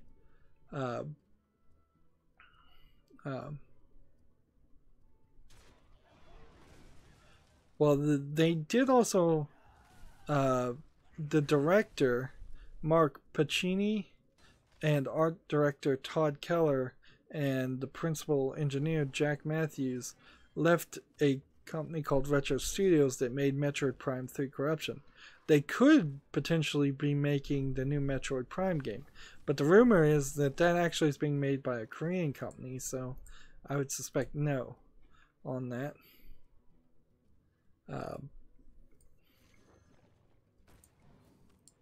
Ubisoft is looking for a tools programmer in Ubisoft Montreal, full-time tools programmer to, let's see. Tools programmer will design, implement, enhance, and ensure proper functioning of tools that will be used to complete the engine possibilities and help improve the effectiveness. So kind of like an engineer of the engine, but something more specific than that. Let's see. Mojang has several jobs if you want to work out of Stockholm, Sweden. Front-end developer, senior game developer, a game developer for the Minecraft Java edition, and a software developer for Minecraft launcher tools. Great. Gearbox has a publishing brand project manager position open for Frisco, Texas. Frisco, Texas is north of Dallas, Texas, in case you're wondering. So if you want to be a project manager and brand publisher, probably not for Borderlands, but for some of the other games that they are publishing, you could work with them. At some point you might be able to work your way up to Borderlands. Intel is hiring for a graphics / software engineer for Folsom, California. I'm not sure where Folsom, California is, but I bet it's north of San Francisco, because that's where it tends to be. I want to take a moment here to point out we've got so much work to do. Like, I'm gonna on the weekend almost certainly have to play at least this. I'll do some silent play later in a moment, actually, post-game play. But I need to, before midnight happens, really get one victory with the warrior, and then 5 more victories to do on the European. And we haven't even touched the American account. So let's go look at the American account. Because that too has some work to do.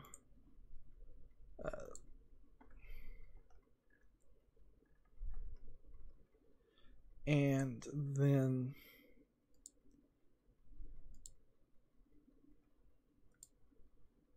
as this is launching, let's come over here.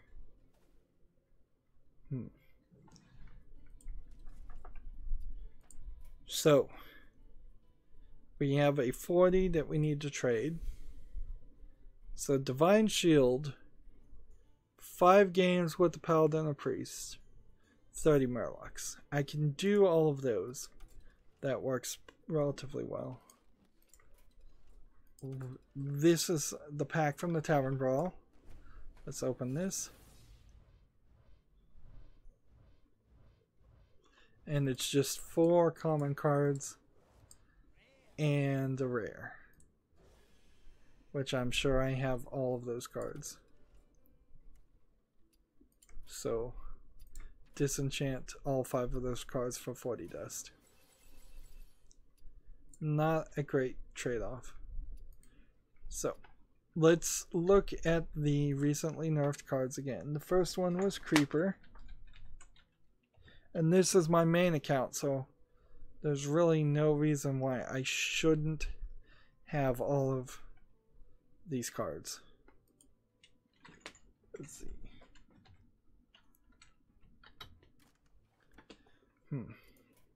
So this card I never got in any of my accounts. Interesting. I just looked at it. Next is Patches, which I do have.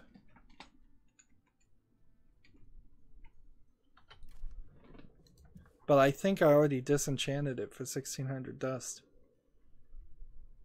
Well, or I don't have it. Okay, fine, forget that. And then Raza. Like, I should have Raza. I thought I had these cards.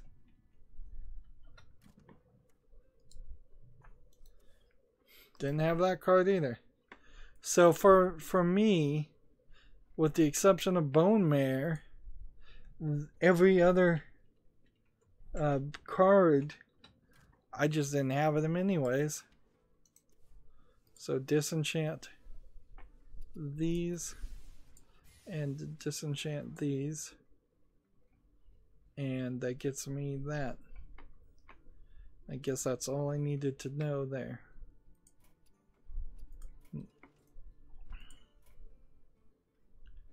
Let's see, Paladin or Priest. Do I have a Paladin Murloc deck? I think I may.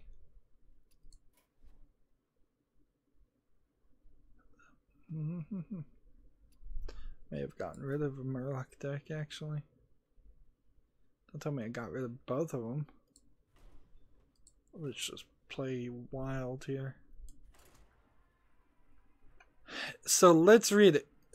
Now, on my little titling of my videos, I have been putting things I'm not going to talk about. And usually, it's been the #1 thing on trending on YouTube. However, in this case, what's trending on YouTube is something I'm going to talk about. Logan Paul has been demonetized temporarily. Now, by my understanding, just seeing the tweet and retweeting it last night, I would hope that this is a community guideline strike and that it lasts for 30 days like it would last for everybody else, if that's how community guideline strikes work. He has already been given extra ability and extra slack because it didn't happen instantaneously, and he's not even being punished for the suicide video. He's being punished for doing like 3 other videos that are just as bad. I kind of wonder, if I was to put on my conspiracy hat, I kind of wonder if, one, he's trying to break a contract with either YouTube or Maker Studios / Disney and quit working for them, or if he is frankly maybe just completely trying to get out of his current job environment completely. and is intentionally doing crazy things. But I kind of also assume he's just doing what YouTube has taught him to do, which is cause drama and to get views. But that's not the only thing. It seems YouTube now has a bigger article about how they're going to start handling people like Logan Paul, who are potentially destroying all of YouTube, endangering all of YouTube. So now that they've kicked out all the small YouTubers for no reason, really, they're now addressing the real issue, and we'll see what they actually have to say. I wouldn't be surprised if it's not much, and I wouldn't be surprised if there are exceptions at every twist and turn. Let's see, let's do this.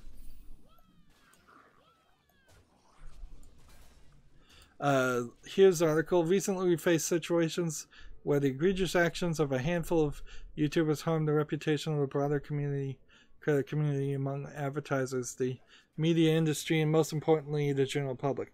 In light of this behavior and our commitment to tighten our policies and communication, and communicate them more quickly and transparently, we've introduced new consequences to apply in the rare event where one of our creators' actions harms the entire community.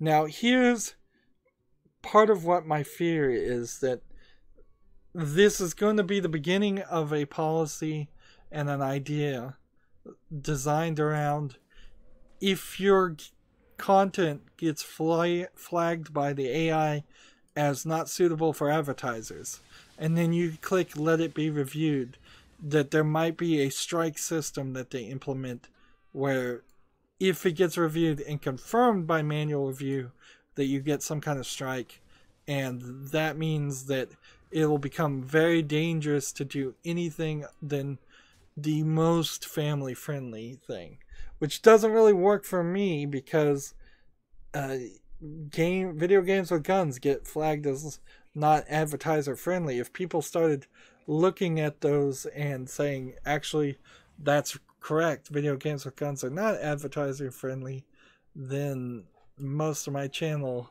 is under this new extremely tight definition, not advertiser friendly, and potentially could get my channel deleted. That's where I think this might be going. But let's see where this implies it's going. When one creator does something particularly blatant, that like conduct heinous pranks where people are traumatized, promotes violence or hate towards a group, demonstrates cruelty, or sensationalizes the pain of others in an attempt to gain views or subscribers, it can cause lasting damage to the community. Yeah, it's been going on for probably a decade now, including viewers, creators, and the outside world. That damage can have real-world consequences, not only to the users, but also to other creators, leading to missed creative opportunities, lost revenue, and serious harm to your livelihoods. And that's why it is critical to ensure the actions of a few don't impact the 99.9% of you who use your channels to connect with your fans and build a thriving business. Of course, 98% of the people were already just kicked out and demonetized, so they're trying to protect the 1% that is also not the bad 1%.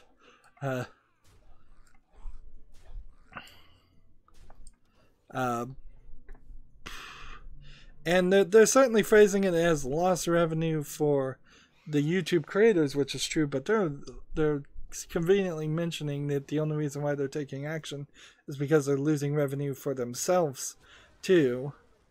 We have a long set of community guidelines that act as a road for what creators can share on our platform, and a set of ad-friendly guidelines. So they can't even get the guidelines together as the same thing for what they can monetize. We have a system of strikes to enforce those guidelines, which ultimately results in a channel's termination. But in a very rare instance, we need a broader set of tools at our disposal that we can use more quickly and effectively than the current system and guidelines strikes. So here's the shoe drop. Let's see.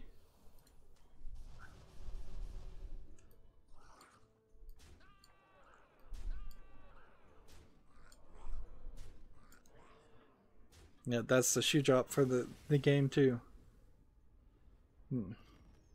Today we're outlining additional steps we may take beyond the current strike system when channel upload videos that result in widespread harm to the community of creators. So anytime a YouTuber gets caught doing something bad, they'll take these extra actions. The harm to our community of creators, viewers, or advertisers. Number 1, premium monetization programs, promotion, and content development partnerships. We may remove a channel from the Google Preferred and also suspend, cancel, or remove a creator's YouTube original. Ooh, this sounds really dangerous for YouTube, for them to have to come out and say that we're claiming the right to do something that they've already done twice. Like, they've already twice kicked out. They suspended Logan Paul's movie deal with YouTube Red, and they didn't air PewDiePie's YouTube Red Season 2. And they removed both of them, I believe, from the Google Preferred program. So, in the background, this may have just triggered the lawsuit from PewDiePie and Logan Paul against YouTube, or the lawsuit may have already been going, and this is a way of them trying to correct things so they don't get sued again. Number 2, monetization and creator support privileges. We may suspend a channel's ability to serve ads, ability to earn revenue, and potentially remove a channel from YouTube partner program, including creator support and access to YouTube Spaces. I was wondering partially on this for the small channels. Like, theoretically, there's an email out there I could email if I needed help on YouTube. I wonder if that wow, my Windows wants to update too. Great. I wonder if that email would work right now, and if I should email them and say, hey, maybe you could you do something to keep me in the partner program, please? They'd just say no, I'm sure. But I wouldn't be surprised if that email just stops working. And number 3, we may remove a channel's eligibility to be recommended on YouTube, such as appearing on the homepage, trending tab, or watch next. Which at that point, if it's not showing up on the watch next, it's not being promoted anywhere or recommended anywhere. And that's something I didn't think any YouTube video qualified for. Like, I thought the point of the algorithm is that if you had a very niche video that only one person in the entire planet wanted to see, it could potentially be recommended to that one person. Here's an understatement of the year. In the past, we felt our responses to some of these situations were slow and didn't always address our broader community's concerns. You felt that way? You and every other person on the planet. Our ultimate goal here is to streamline our response so that we can make better, faster decisions and communicate them clearly.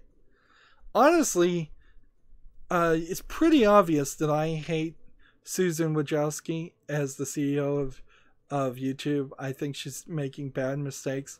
But if she wanted to be like Vince McMahon in the WWE and just walk out and make proclamations and change the rules and cheat anybody she wanted to, if it was just one bad person that you knew was the bad person running YouTube and that they were kind of random, I would appreciate that more than the ridiculously high levels of bureaucracy and BS that are usually what you run into in the case of YouTube. Like, I would take just a bravado-ish single bad leader over bureaucracy any day. Next paragraph. We believe strongly in the freedom of expression, and we know that the overwhelming majority of you follow the guidelines and understand that you're part of a large, influential and interconnected community that now doesn't want any of its small channels, but we also know that we have to take a responsibility to protect the entire community of creators, viewers, and advertisers from these rare but often damaging situations. We expect to issue these new consequences only in a rare handful of egregious causes, but hope they will help us prevent the actions of a few from harming the broader community. And this is from Ariel Barden, Vice President of Product Management at YouTube. So it's not even from Susan Wojcicki. And the first top comment is A+ first steps, thank you.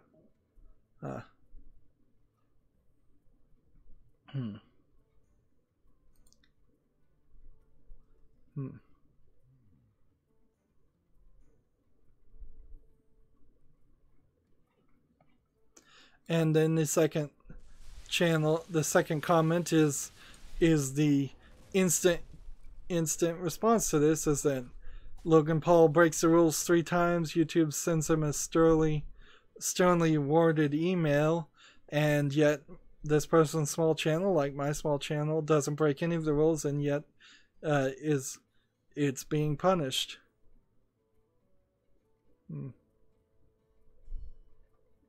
Let's see. And third comment is you appreciate freedom of expression since when? Let's see.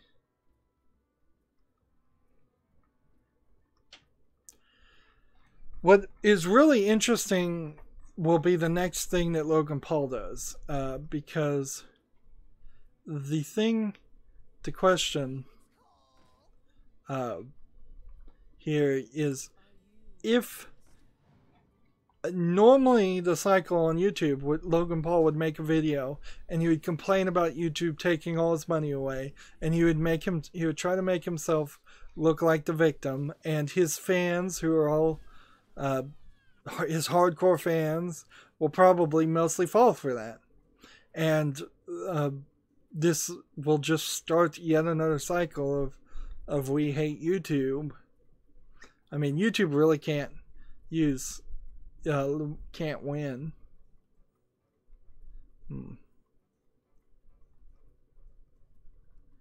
Like,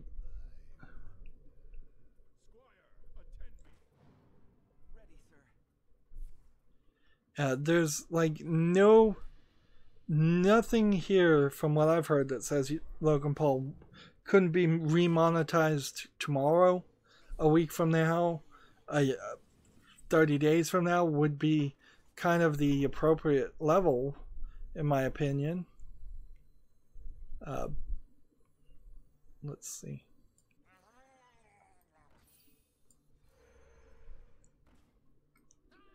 So, like, when you look at it from that end, that this may not be that long lasting of a punishment.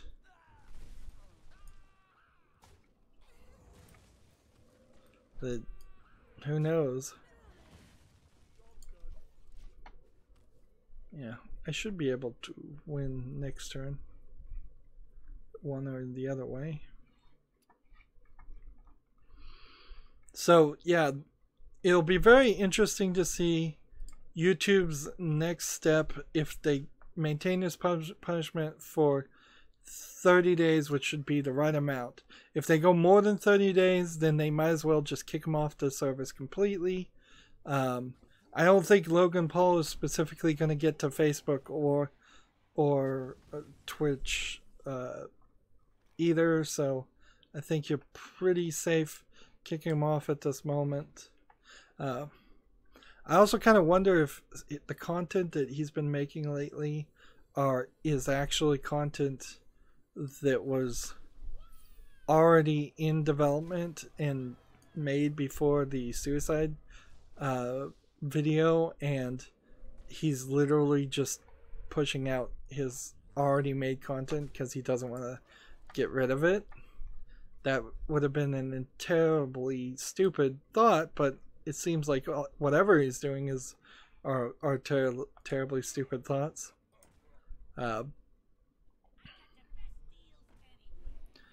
I wouldn't mind if they kicked off Logan Paul. I wouldn't mind if there was a few people, like big time people, kicked off. At the very least, when you compare Logan Paul to PewDiePie, PewDiePie can act like he sees the mistake of his ways and try to not do it instantaneously. Not that being said, like PewDiePie 2 maybe needed to go, or at the very least be punished for 30 days. He definitely needed to be demonetized for community guideline strike for 30 days.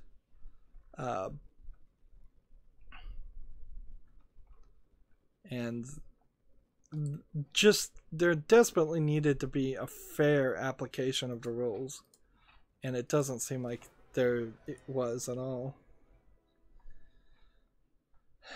And with that, we've been going really long on this stream, and I'm not going to do another episode because there's no real more news. This is probably the beginning of more drama, and it will be very interesting to see where this drama goes. I would love it if Logan Paul just tries to do a middle finger to YouTube and they literally delete his channel. That might hurt YouTube a little bit, but it probably wouldn't that much either. Like, anyways, though, that's gonna be it for this. There is so much off gameplay that needs to be done. We need Paladin and 5 Paladin Priest victories. We need 10 Divine Shields. I need to play more Murlocs on this account. I need 5 more victories on the European account. We're right in the middle of doing daily quests to get the chance to win 3,000 packs. I would love to win 3,000 packs. Speaking of packs, did we not purchase a Knights of the Frozen Throne pack? I don't believe we did. So let's buy one and see what happens. See if we can get the Bone Mare back. We've tried that 3 different times after disenchanting it. In theory, getting the Bone Mare back might be a smart move, because then you could disenchant it again. Like, right now would probably be a very great time to open Knights of the Frozen Throne packs, get as many Bone Mares as possible, disenchant it for dust, open more packs, disenchant it for dust. The return rate is probably higher than you would think, or than anything else you would get. And we have 1 new card and all of that, and it was an epic card, and I have enough cards to make another epic. So we got this one: put 1 secret from your deck into the battlefield. Not too bad. So if I go to basic cards, classic cards, and then type in missing,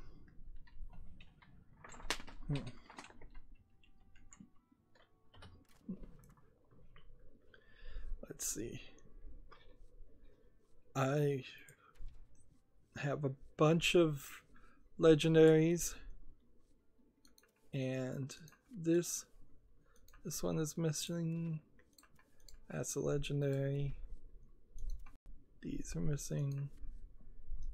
1.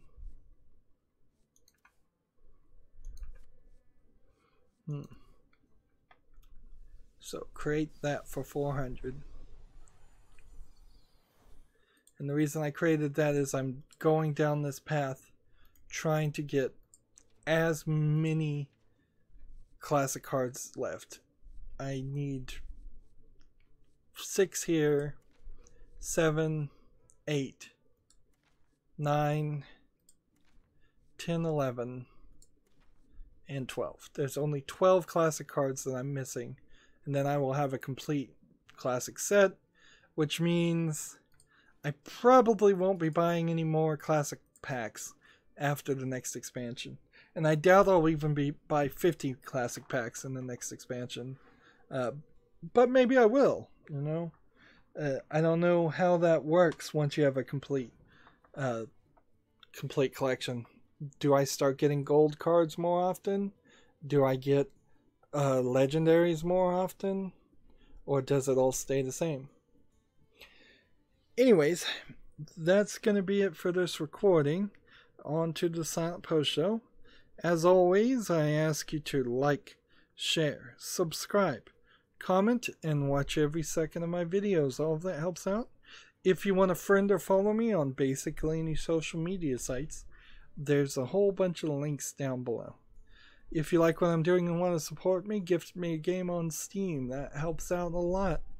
If you want to thank you for watching, have a good evening.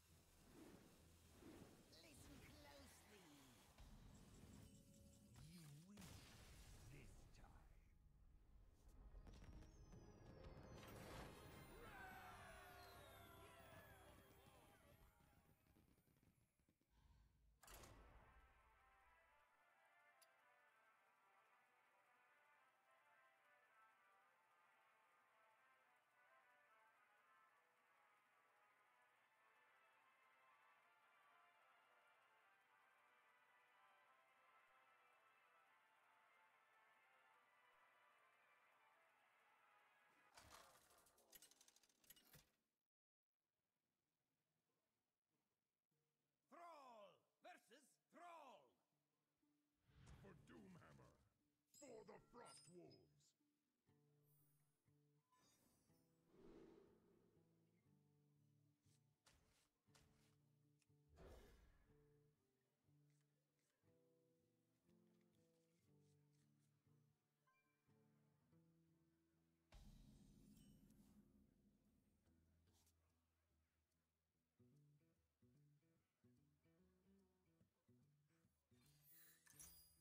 Job's done.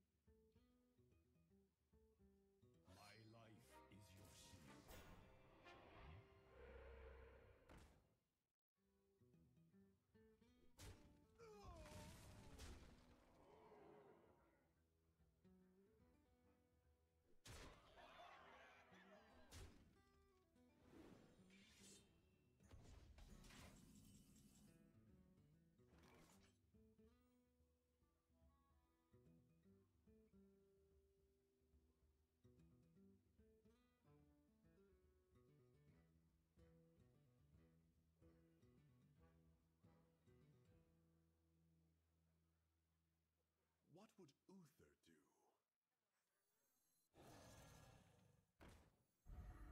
The light dims, but we fight.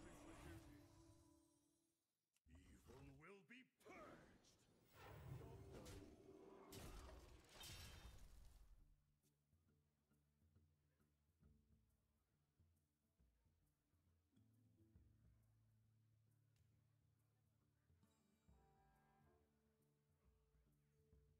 Who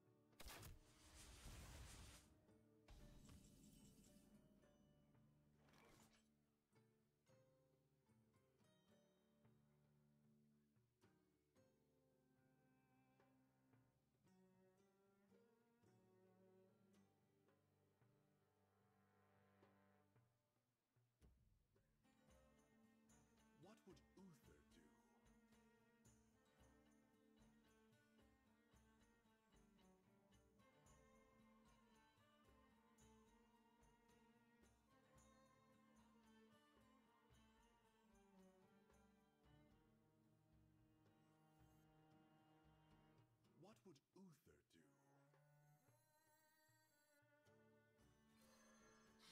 Reporting for duty. The battle! Weapons ready. Weapons ready. Must act now! Evil will be purged! The battle!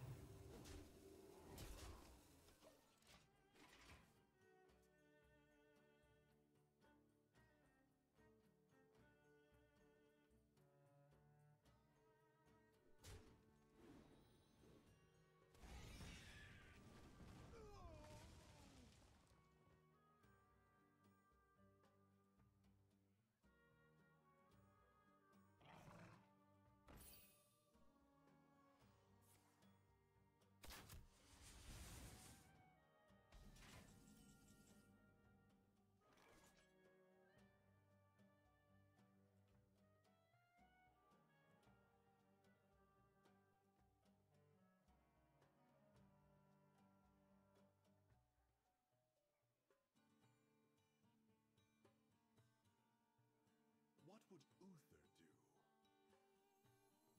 The light protects me. Reporting for duty. All will be purged! Weapons ready. The battle! Weapons ready. Job done.